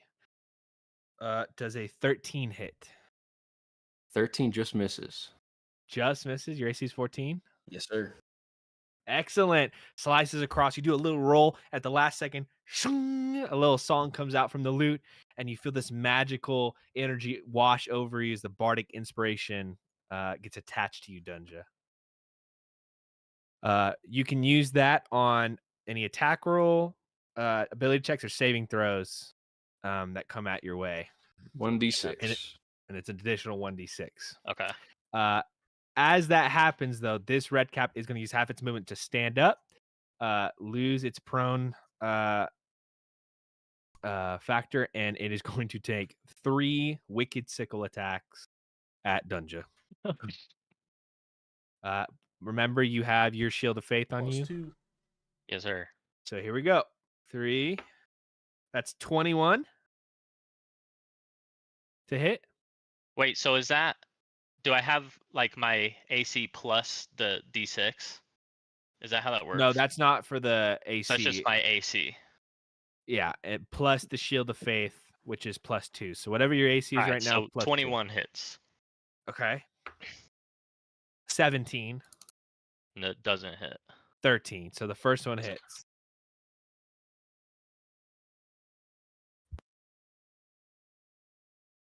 You take 12 points of slashing damage. That was maximum damage. A huge cut comes across, feathers whipple out into the air.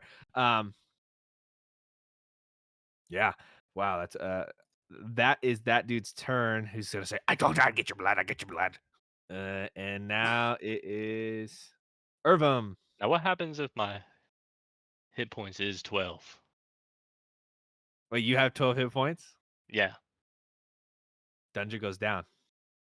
And then You have- lastly, I can use like a key to like save, like a key point to do a save, but the DC is 14, so I don't know if that even works. To do a save, what do you mean? Like, I can use a key save as a bonus action, but I don't know. On your turn. Oh, you can use okay, that never mind. bonus action. Yeah. You did roll for health, right? When Huh? you leveled up? I didn't roll for health. So you stayed at 12 HP when you leveled up? No, I went up. I went from Oh, 10 to okay. 12. Oh shit, okay. Just not a great roll. That means you had to have rolled. Well, what's your con? I believe it's 14. Yeah, So what's the modifier? Is it +1 or 2? 2. plus 2. So that doesn't make sense then. His hit points were 12 before. No, my hit points was 10 at level 1. Oh, okay. And you want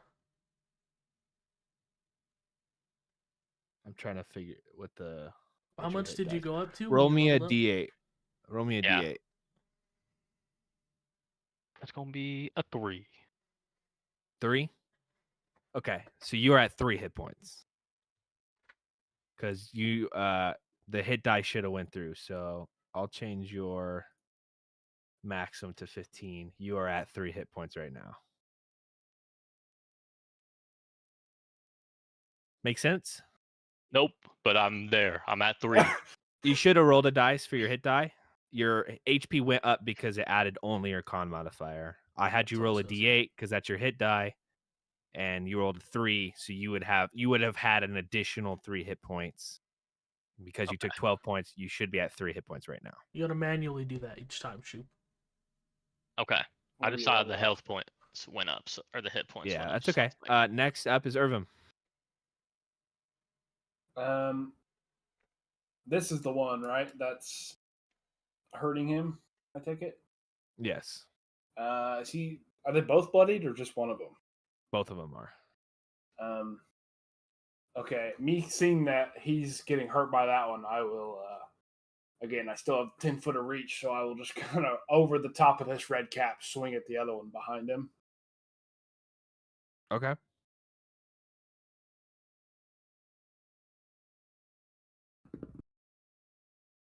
Uh, 14. 14 just hits. Hallelujah.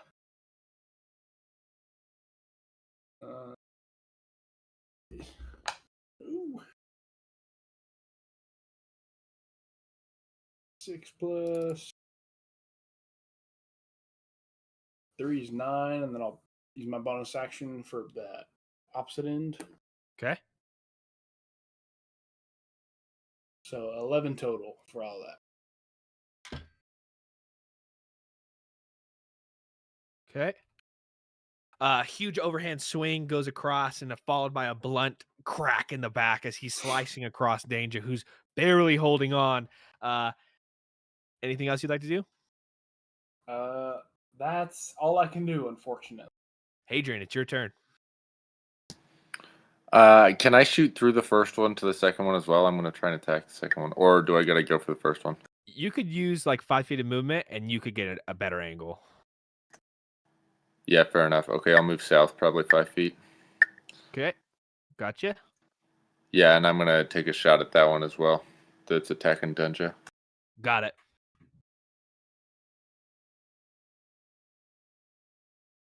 So 23 to hit. Hits. It's going to be 6 damage. 6 damage. A second arrow gets shot and it hits the creature in the side of the mouth. The arrowhead sticking out in its mouth, blood pouring from its nasty fanged, almost like white bearded mouth. It is not looking too hot. It is pretty hurt. Anything else you'd like to do? No, that'll do it. Thank you. Okay. Grim, you are up. I'm gonna move up 10 feet to right here in front of both of them. And then I'm gonna hold out my little black book that I write in and just say die, and I'm gonna cast Word of Radiance on both of them. Cool. That is a not very well used spell, or not used rarely ever spell. I love that. What do they need? It is a con save of 12. Okay, first one on the south side fails with an 8. And the second one fails with an 11. Just barely fails. Let's They go. both fail. I didn't think that'd work. So they both take a d6 of radiant damage. Okay, roll that d6. They take 3 damage each. Does it not add your spell modifier at all? It doesn't say under the damage dice. Okay, it might not. It just says a d6. Okay. Yeah, And how much is that? It's a cantrip. So It was 3, you said? Yeah, sorry, 3. Okay, 3. Still not looking too good. They're both still up. Good attack though. As you come in, that bright, almost dark flame radiates out. They both get scorched pretty well, but it is this red cap's turn, who is going to slice out 2 attacks at Irvum, 1 at Grimory with the Wicked Sickle. So Irvum, these 2 are for you. Mm-hmm. That's a 19 plus 6. Yes, sir. That definitely hits. That's an 18 plus 6. Both Yes, hit. sir. And Grim, this is yours. 11. That's a miss. So all these are coming at you, Irvum. 10 points of slashing damage. And 9 points of slashing damage. So And you're 8 raging, so or yeah. 9. It'll be 9. 9 points total, reduced to half by the rage, cutting across this creature, this huge muscle-bound meathead. The bear fur is getting coated in blood. He's die, just cutting across you, and you're just taking Does not it. even phase me at all. I mean, I am so in the zone. Smile glows a little bit bigger. Dunja, it's your turn. Gonna like be kind of messed up, but gather my wits about me, all my breath training from the past, and I'm gonna look at this quarterstaff one more time. All right, maybe I'll give you one more chance, and just bash the one in front of me one more time. Okay. I'll tell you, if you move in that motion, if you move 5 feet to the left, you will be in a flanking position with Grim, and you'll be able to use this attack with advantage. Oh yeah, I definitely would do that. Like, oops, like, I can't. Oh, like there. Yep. All right. As long as you're completely on the opposite side, that's just a homebrew rule that you get Okay. advantage on attacks like that. Yeah, definitely going to use advantage there. Let's see. Good thing, because all right, this is 16 to hit. 16 hits. All right, and then we'll go. What is this? A D. Okay. That's gonna be a 10. 10. Dunja, how do you want to do this? I think I'll just be like in full mode. I'm gonna do like a front flip, and then just fully just like come down on the back of his skull. Yeah, it is. It's like those when you're watching the Shaolin monks and they're doing like the monkey style thing with the standing on the pole and shit. He kind of does a flip, cartwheels over, and then just barely by the tip of the bow staff and just smack brings it down, and you all hear this nasty crunch as the red cap skull gets caved in, and it just falls over to the ground. Dead. That's your action. You still have a bonus action and more movement. And then which way is this other one facing? Towards Irvum? Yeah. Okay, then I'll just walk straight over here. And I'll use my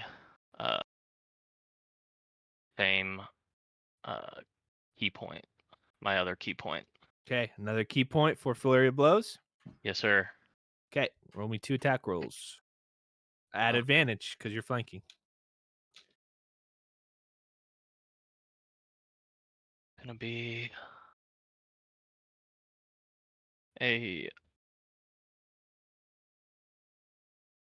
it's a number plus my hit DC or whatever. Correct. Whatever you rolled Okay, plus so that 17. I didn't add that last time, but it's cool. That's fine. It was a nat 20. Roll me that. Okay. You can do that second one, or you can do the damage dice first. That was the second one. And this is gonna be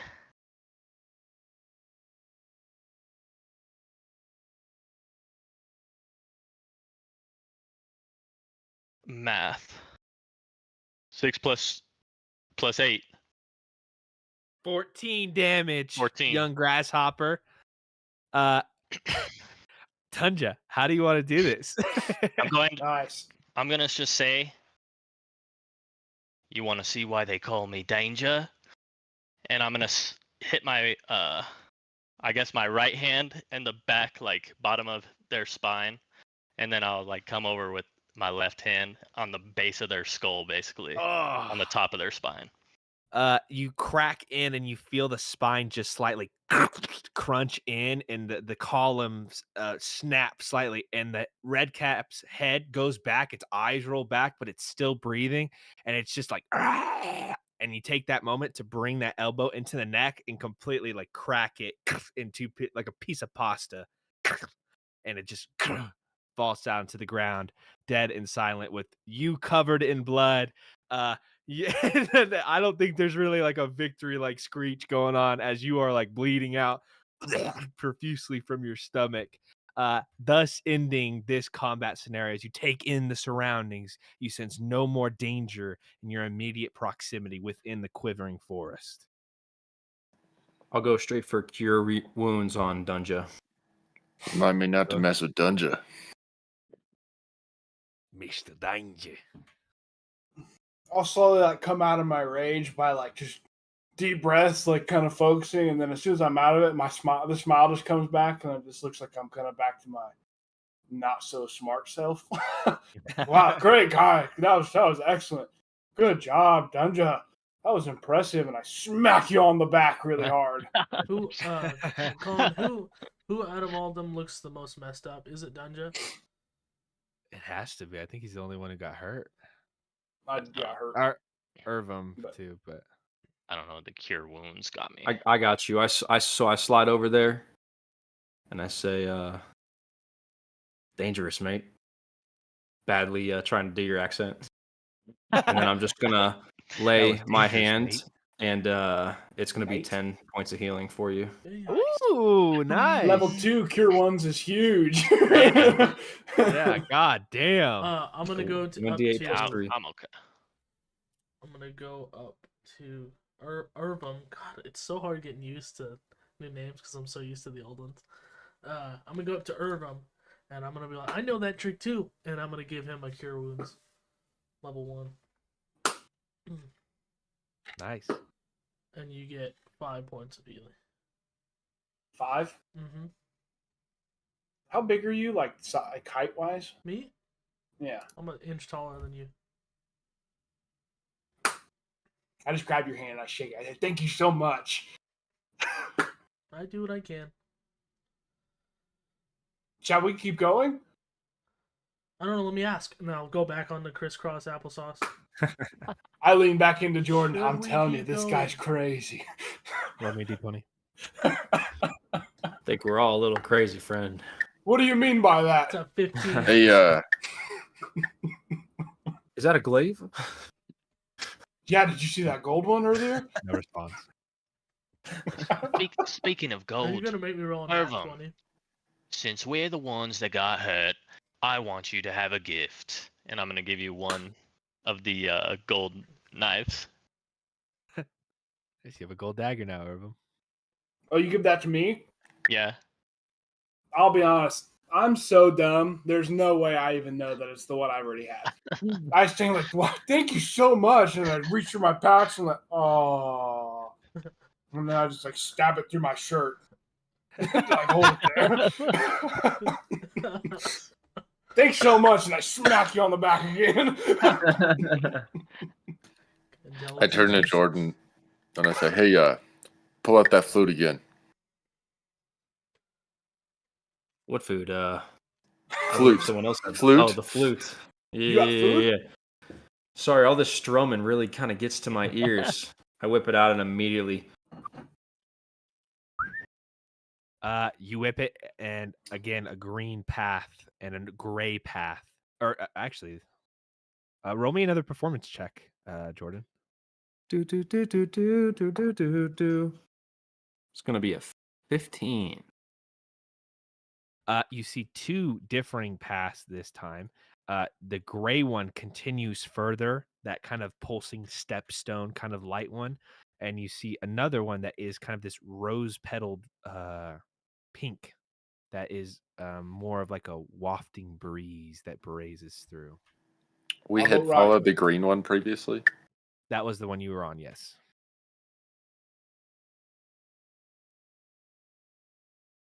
Right is always right. I Well, think whatever he's got it a point. is. We didn't listen to him, and we ran into mushroom people. So And I don't want to run into these mushroom people again. We can listen to the oath. What's that mean? Oaf's a good thing, buddy. Well, I don't- Excellent. And I just start walking towards the right path. The pink path kind of blows breezily in this like lackadaisical flute, almost like a jazz flute, as you get played through the forest.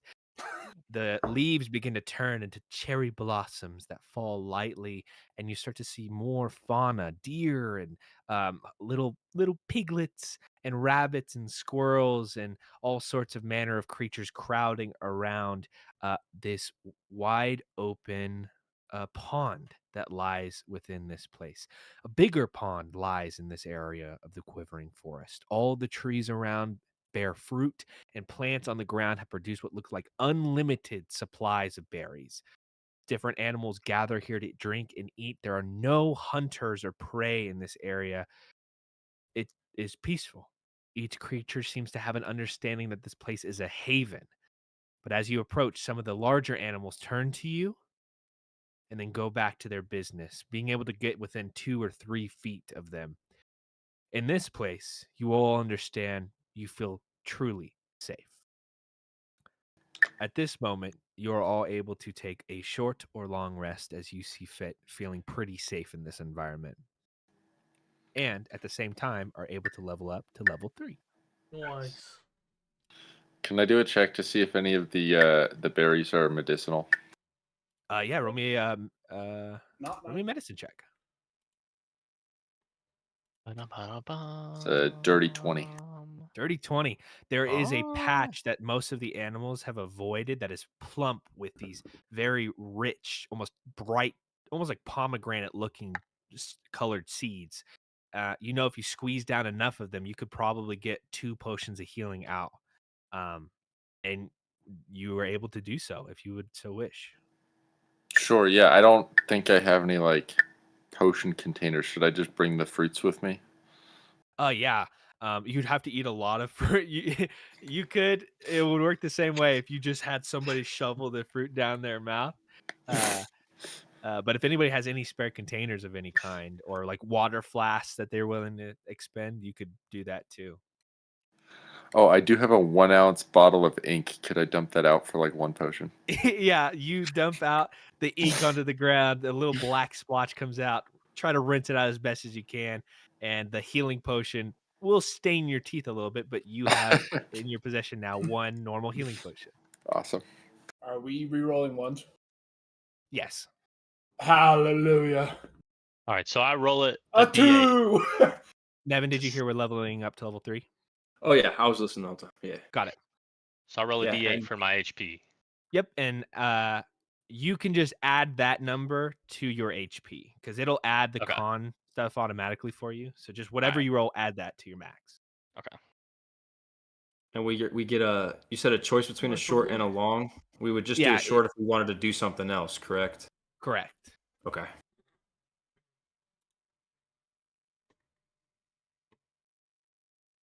It feels as if in this grove you are free to do as you would wish. So if you guys need a long rest, you can. Otherwise, you'll have to roll hit dice to heal yourselves. Yeah, I'll just take a long rest. In which Oh. I'll say, just to save time, if you expend all of your hit dice for those of you that are missing some, you can go back to full health. There probably won't be another chance that we're gonna sleep again. So So our max HP goes up. correct. Yeah, it doesn't affect me. I guess I was max HP either way. So Right. While everyone's At just level- waiting, I'll just be whittling again on that same piece of bone. At level 3 in the safe haven, as you all have fought these ferocious redcaps, the words of Rogvalig resonating. The stories of heroes who undergone various acts of heroic nature, fighting beasts and such. You take time within this little place, your campfire that you have set up or whatever your situation is. It's a beautiful summer day. The heat is resonating on. There's fish in the pond to eat, berries all over. as our heroes turn to level 3, could you give us just a little glimpse or just a little snippet of what path you've chosen for your character and maybe a small factor as to why? Starting with Irvum.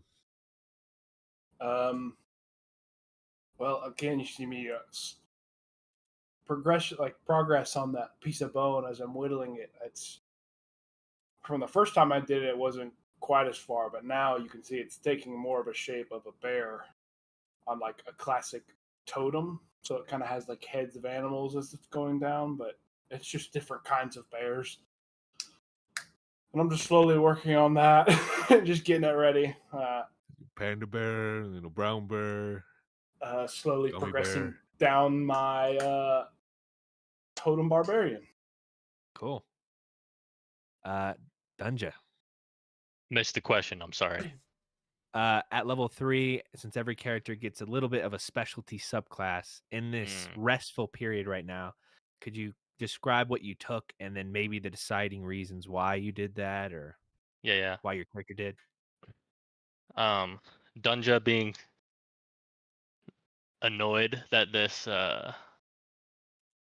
first hit with the quarterstaff didn't work. Although he's not abandoning it, he took Way of the Open Hand, so later in his adventures he can not have to rely on it so much. Nice. Jordan, in this restful place, as you strum, I imagine, or play your flute, what did you choose and why? Yeah, I'll pull out the third instrument that I have. It's just these little hand drums. And as I'm like kind of sitting there, like swaying back and forth, resting, just kind of like tapping a small little beat. And I'm realizing that the path I have previously thought for myself was one of adventure, but now after meeting a dragon and visiting a golden hall and now a forest I didn't know existed, I've decided to choose the path of the College of Lore to learn everything I can about this world and help fellow adventurers in the future. And I kind of am just like rhythmically tapping this into existence. Hearing a grand story from a dragon who's probably lived through decades of kings and countries and seeing a new maybe friend evoking magic from a place you didn't realize you could, your wonder of the world around you begins to spread and stories and tales interest you more. um Hadrian, what did you pick and why? Yeah, so at the third level, I get to choose a ranger archetype, and I chose hunter. And I get to choose a prey. I chose giant killer. As I had aforementioned, that that I had lost a loved one to a giant, and I have begun to train as in fighting larger creatures, as hoping to get retribution for that loss. Awesome. You thinking back, only days ago, you were hunting various creatures in the forest to make coin, to maybe upgrade your arsenal and maybe avenge your fallen family one day. That overtakes you in this place as you see the peaceful creatures in this who have no malice in their heart, who get to live peacefully. Um, Excellent. We pan back to our final member, Grim. I do have a question, Colin. You said it level 3 is when everyone gets that? Well, you already got yours. Okay, that's what I thought. Okay. Clerics get theirs at level 1. Okay.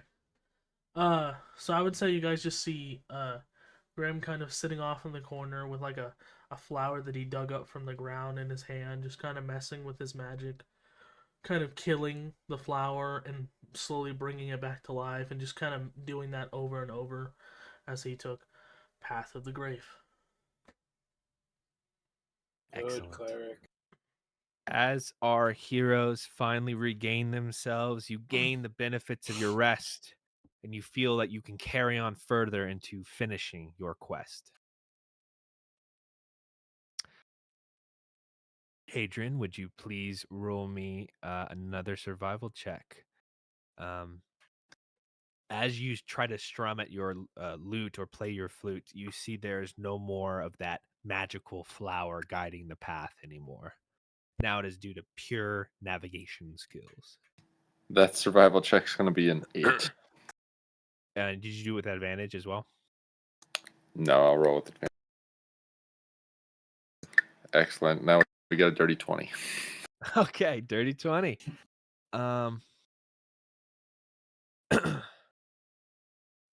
Continuing past this pond, this path leads you to a clearing within the forest that appears to be a safe area to camp and rest.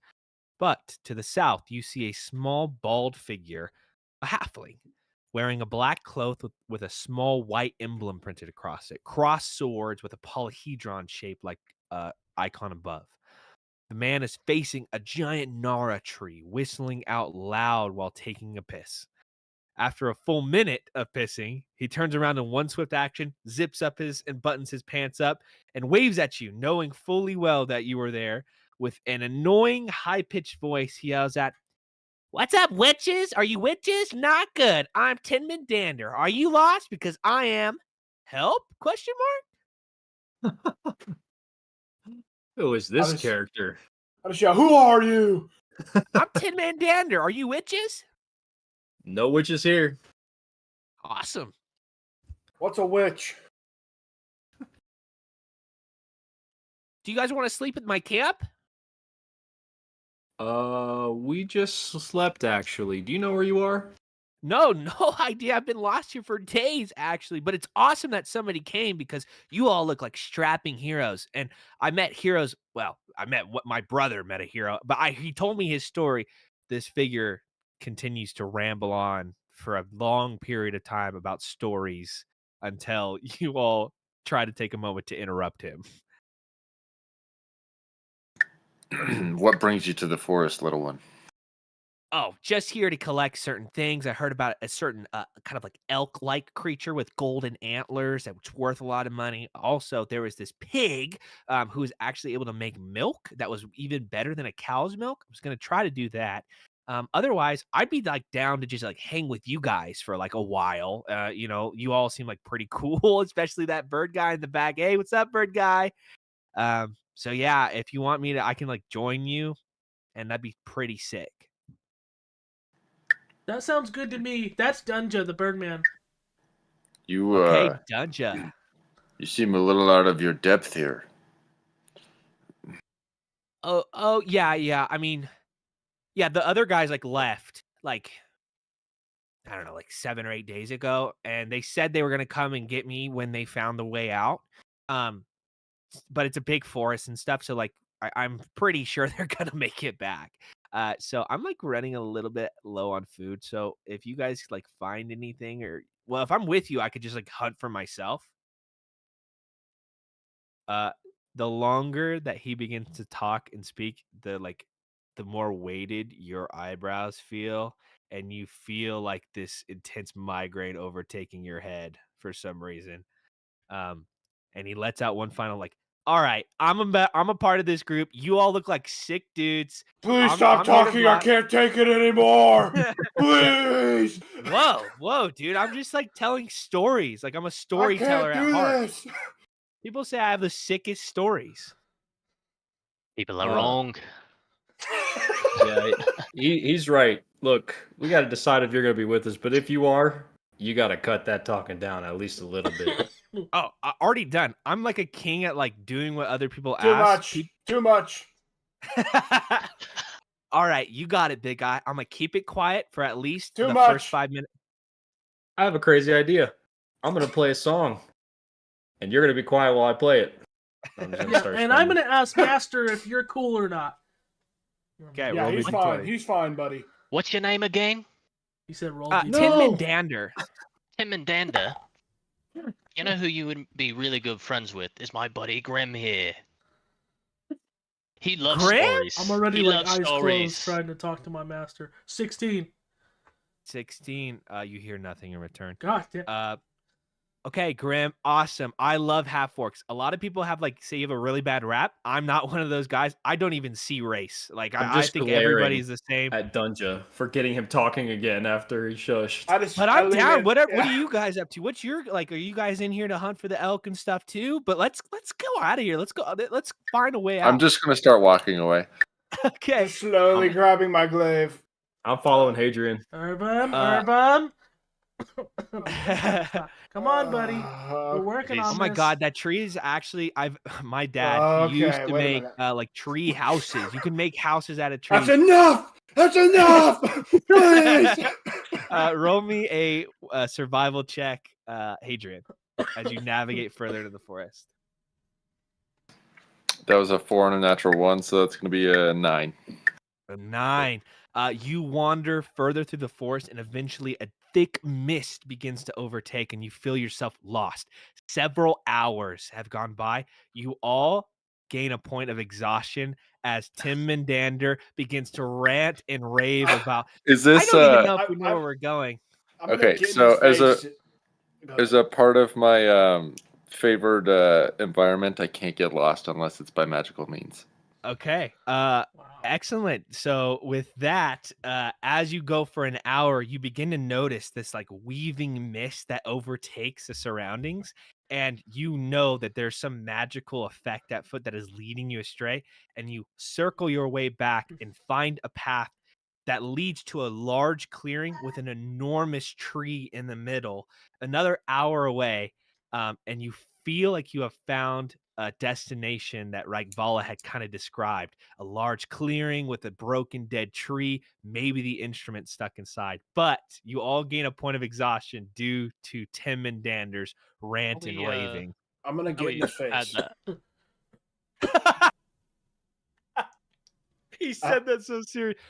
I'm gonna get in his face. Yeah, no, like seriously, like Irvin's been like cheerful and happy, but like he's not. He gets in his face and he's like, "If you don't shut your mouth, this will be your last day."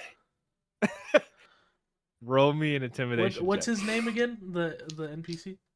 Tim and Dander? So my dad, he actually I'm gonna call you No. Tid. Oh. I'm gonna call you Tid. Tim. Tim. I'm gonna call you Tim. Okay. At My disadvantage. master's telling me you will die if you don't stop talking, 17. and he's not ever wrong. I don't think you need a master to see that.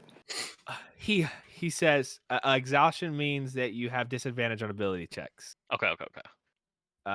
He says, "Oh man, dude, I was just like telling stories. You're so fuck you guys. You're all fucking douchers. I knew it from the fucking moment I saw." He's walking away, and he said, "I knew it from the moment I was like, doucher 1, doucher 2, doucher 3. Grim's cool. Hadrian's kind of sick. but That's fuck you it. guys." I've had enough. I grab my glaive. I'm He's gonna like- cast a first level command on him, On who? on Tim, as he's walking away. Okay, go ahead.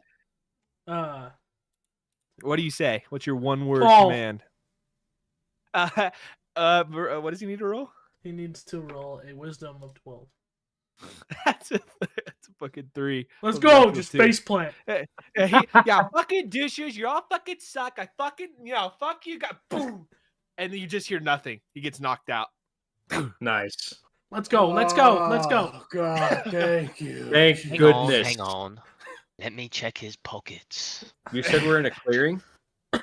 You are at the top of this like big ravine that leads to a clearing with an enormous tree stump that has no leaves. It's like an hour away. Oh, the tree's an hour away? Yeah. But that's where we should be headed? That's where Hadrian feels like that is where Rogvala was describing this meeting between his friend Rextasha and himself. I'm going to pull Hadrian aside. And on a serious note, I'm just going to say, hey, you get us close, I can find us the object. Good, because I have no musical talent. It's all in the music, baby. Investigation check from Dunja to check his pockets. The rest of you, after he does this and you head towards this destination, you feel that exhaustion point. vanish from you as Tim and Danner's gone. This individual had nothing on him, literally nothing. His clothes are tattered and ragged. He's just kind of an asshole, but he is knocked out on the ground, just kind of like a tree stump. hit his Are we head. leaving I'll him? leave like a blanket on Oh, we're top of leaving him him. to kind of disguise his body. Should I put him out of his misery? Yes. I say do Okay. it. You said No, it. no. I say do it. Come on. The forest will take care of him. Don't worry about it. There's so many voices. I don't know what to do. You're Do gonna be it. okay. Come I'll with do me, it buddy. with Come you. with me. Wasn't that funny how I made him fall? Oh, did you do that? I did that. That was me. Yeah, that was pretty funny, and I just walk away like I forgot about him already.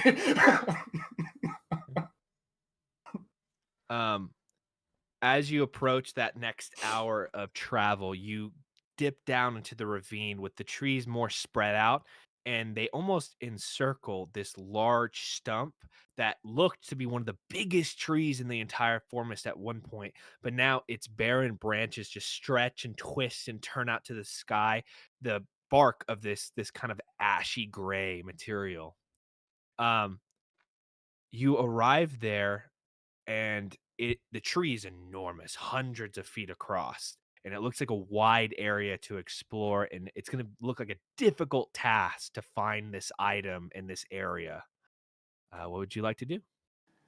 I'm gonna look at Hadrian and I'm gonna say, "Do you think this is it?" This is it. I'm gonna walk forward, pull out my lyre, and I'm just gonna start like strumming this beautiful tune that is gonna kind of like echo across the space.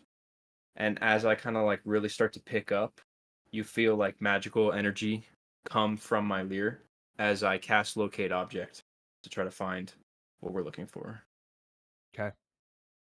The song boom, resonates out, and it starts to ping on different trees and roots, and the spell begins to slowly fade, and you feel for a moment that it had failed. And then a returning sound comes forth, like a chorus of angels singing back.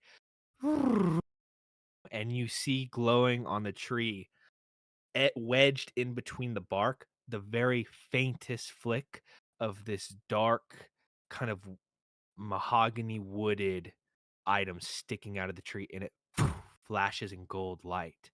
And you feel your spell has found the dragon's sorrow, protruding about 30 feet up out of the side of this tree. I'm just gonna kind of keep playing with like a Okay. tear in my eye. I'm not gonna be the one to retrieve it. I'll try and scale the tree. Is there any like? Does it look climbable? There are like branches and such sticking out, and like little rotted out parts. That will be an athletics check. Sure. 13. Yeah, you are able to climb up to the top and get your hand on it as it's wedged deep within this very faint loot, a frail looking item. It doesn't even look like it should be able to withstood whatever force impacted it this deep in. That will be another strength check to pull this out from the side of the tree.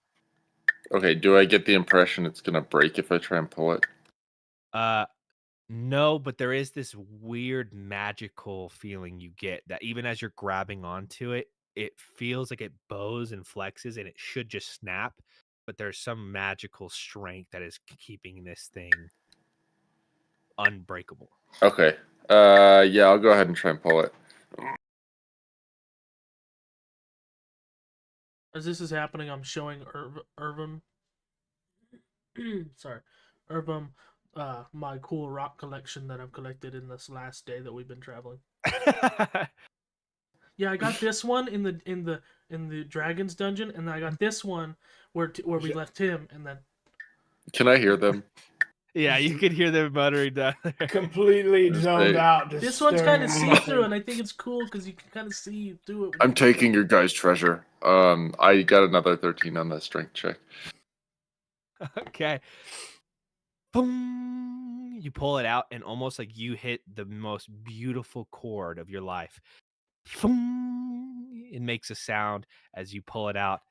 You descend down the tree, and you see the item is a gorgeous lute.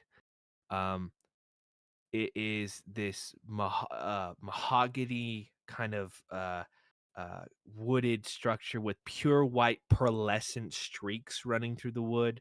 The strings look like they're made of fine ivory, and the sound it makes is just amazing as you strum through it slightly. Just not even picking a note, it makes the sound enough on its own. I'm definitely gonna reach out and like stow because I stopped playing as he pulled it. I'm gonna stow my lyre, and I'm gonna kind of like just barely reach my hand out, and I'm gonna say, "My ranger friend, please let me ride those strings." With pleasure. I'll just hand it to you. Fuck You yeah. see, what languages do you speak, Jordan? What's my full name? Jewel, Mr. Jewel. You Sorry. see, as Jordan Jewel reaches out and grabs this lute, common and halfling are the two languages I speak. You see scribed in it in common, but with rooted language of halfling, the song of poems and song. You see inscribed on it a phrase: "I will sing only songs about you, my friend, my idol, my adventuring brother. Until the day you die, I dedicate all my songs to you. Rockstasha." As you take that and read that, there's a wind that blows through the forest. What would you like to do? All right, we did it. Let's get out of here.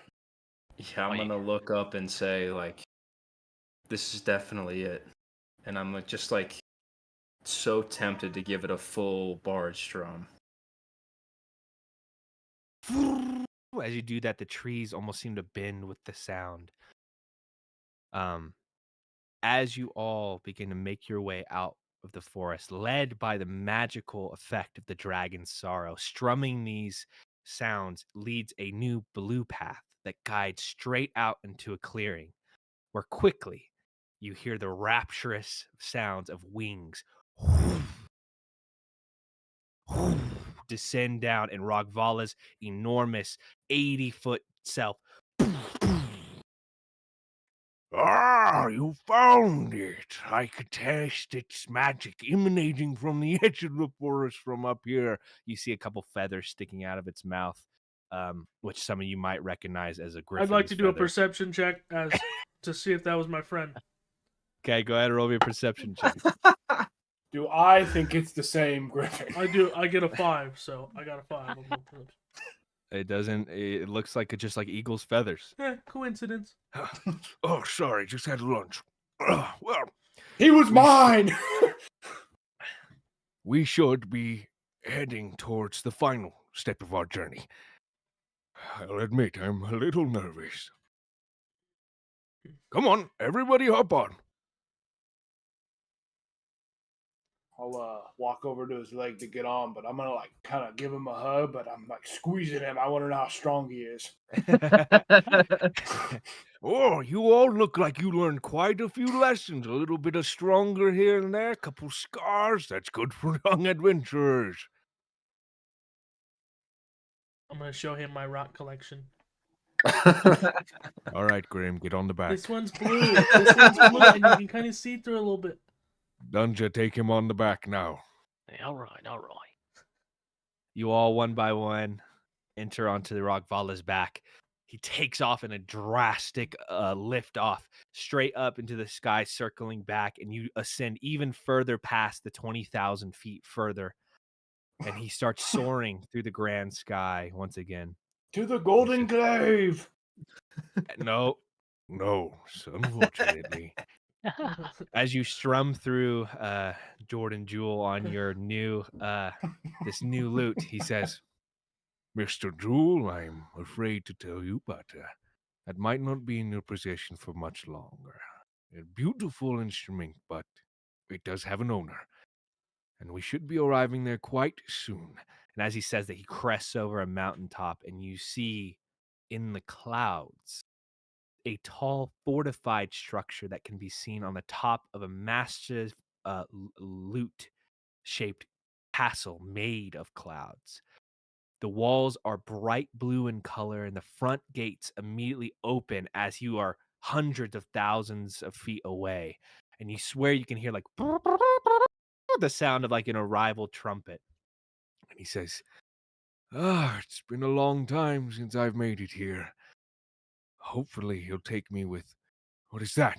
And you hear a screech come forth out of nowhere, and underneath, as you're all flying through the sky, a enormous dark wreathed creature soars out, and a gigantic cut comes through. Rogvala twists to the side, and he screams out as blood sprays into the sky. Everybody needs to make me a dexterity saving throw, as you are tilted on the side of the dragon, who is buffeted by a gigantic bird-like creature that is equally as large as Rogvala is. Can I danger sense this? Do we see it? You can. Is that at 15. disadvantage? No, it's not. No longer. All right. Thank God. 16. 10. 10. 18. Okay, good. I had a 15. Irvum, you fall off as the dragon rolls to the side. All the rest of you grab on. Irvum begins to free fall. 50, 100, 200, 1,000 feet down. Rogvala get a huge cut is cut out of his gut, and he no, hold on, and he dives deep down through the clouds, driving at him. At the last second, he grabs and scoops up Irvum, and he holds you up to his face and says, I've got you. puts you on his back as Just laughing. another attack comes forth. Whoever has ranged attacks, you can take a moment to attack what is a large, dark onyx black feathered eagle type creature known as a rock. But this one seems to be twisted in a way that almost feels demonic to you. Its eyes are blazing embers, and it almost has a scent of decay as it's coming in. Okay, you throw a dart out, it just sweeps down to the side. Nat 20 on the longbow. So I even in this like moment of like chaos, I just feel a sense of calm as I take a moment to aim at this creature that's coming down. Throw a javelin. Yeah. Okay. 20 total. 20. For Both hit. 3 damage. Doesn't fucking matter. It's a nat 20. As a javelin comes through, a dart comes by, the rock twits to the left. It is coming for a cut on Rogvala's neck. And Hadrian lines his bow up at the last second, draws it tight, and lets the arrow fly. And as it soars through, it hits the rock in the eye, and it pivots down at the last second. Rogvala says, All of you, hang on. We're going to the castle. and he takes off fast, and the gates blow open.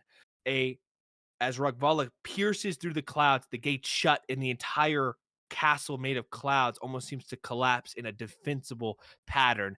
As you look back, you see the rock, almost scared of the place, flies away into the past. Rogvala lands on the courtyard and like roughly lands, like kind of tumbles. And his breathing is deep and rumbling and hoarse. He says, well, we made it. Are you all right? Can I cure wounds on Ragvala? You slide off the side, look at the wound. There's a massive series of 4 or 5 cuts along his entire stomach. Go ahead and cast your cure wounds.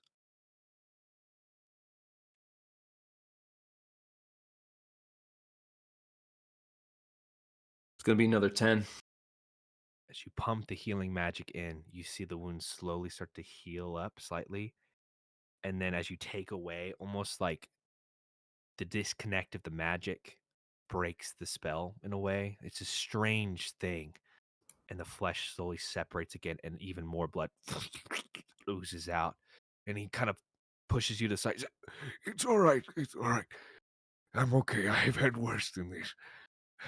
We should be making our way. And as he says that, a loud booming trumpet, And you hear a voice deep and resonant. Come inside, quick. and the gates open. And Rogvala says, come on, all of you. Let's go. And he begins to walk inside, limping. As you enter, you see the top half of a humanoid, a large creature that comes out. The top half looks humanoid, but the bottom part is only black smoke. The creature has red eyes and a short, trim white beard. He wears a black turban decorated with jewels and gold trinkets. He moves down to Ragvala, and as he touches him, says no word other than, It's been a while, friend. the form you now realize is Rakstasha, says, It has. and he touches the hand of Ragvala, and a green flame that is around Ragvala's hand erupts, and a black 5-leaf clover tattoo appears. And he says, I'm so sad that we were not able to meet before this. Whatever we had in the past, you are forgiven, my friend. The dragon is a smile slowly creeps across his face, and the figure says, I will try to clear these wounds. and he begins enacting. You see various high-level spells of healing. These blue echoes of magic. Further, you can see the energy in this room is becoming more tense. As you all stand there, the breathing from Ragvala. Blood is pooling on the ground. The dragon can barely keep his eyes open as it lies on the ground and crawling outward on the floor. He looks at you all And says, No heroes. Do better than I did, yes? looks back at Rakstasha. Thank you. Thank you. And with that, the final whisper, this ancient dragon stops resisting. He closes his eyes, takes his last breath, and his mouth forms a deep smile that rumbles the ground beneath you. The green flame around his right talon slowly vanishes, revealing a black mark of a 5-leaf clover. The life of the dragon faded. Ragvala, the coin maker, is no more. Grim's gonna go, no! And he's gonna try and cast Spare the Dying. You go forth, and your spell emanates out. And you hear a voice in your head now for the first time, Grim. There are some things that can't be taken back. Let them go. Let them come to me. And the spell fizzles out. Grim's gonna take his hands off. Say, yes, master.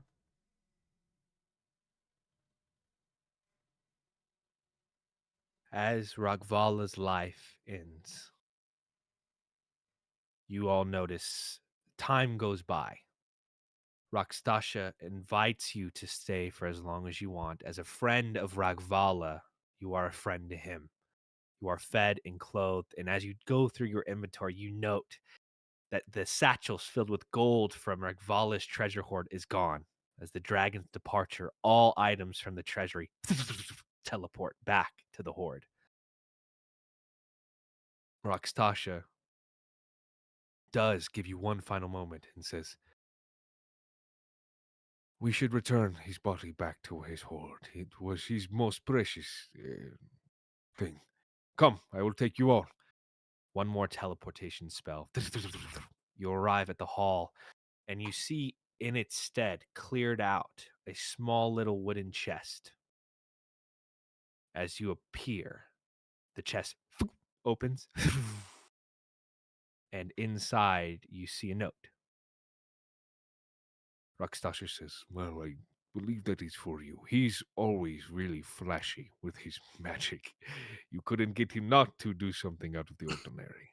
Well, I'll leave you to this personal matter. Remember, the treasure has to stay in the hoard. Otherwise, it will disappear. And here, he gives you one little scroll. This should take you back to Bloomingwood, where you started. Goodbye, and thank you. As he's walking away, he stops, takes a look at the lute, the dragon's sorrow that he had, fingers a couple notes. Foom, foom, foom, foom, foom. Well, some songs are better given to others. Mr. Jewel, I believe this should be better in your hands instead of this old man sitting on top of a cloud. May it suit you well. And he hands over the lute. I take it. It's like a long tear rolling down my cheek at the loss of all of the knowledge of Ragvala. And I look straight in his eyes and I say, the songs that will be sung from this lute will fill the hearts of many. And I'll turn away. See to it. You all did a great deed for my friend, so I offer this kindness to you. You can have this upon this dragon's sorrow. Contact me. And if you feel adventuring is still your path, I will initiate you. You can all become members of a new brand of Five Cleaver, the Five-Leafed Clovers. But the chest awaits for you. Goodbye. He claps his hands in a loud thunder strike and he disappears. Whoever goes up to the box takes out a note. There is a prolific amount of coinage inside here. And the note reads, Do not worry. These coins you can take. They're your gift, my friends, for a grand adventure for an old dragon on his last of days. and at the very bottom, more cleanly written, To the new generation of adventurers, it is time to create and sing new songs of your own adventures. Signed, Ragvala of the Five-Leaf Clover.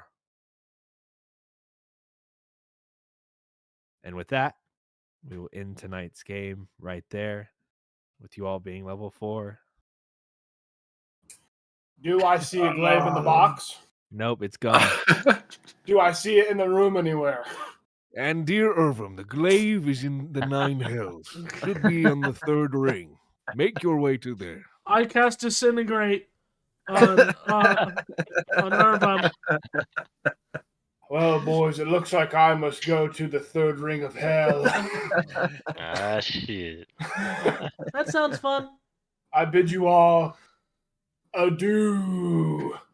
Oh, man. He teleports out. He was a magic caster the whole time. Yeah, I'm not a barbarian. I'm a wizard. Thank you guys and that ends our one shot.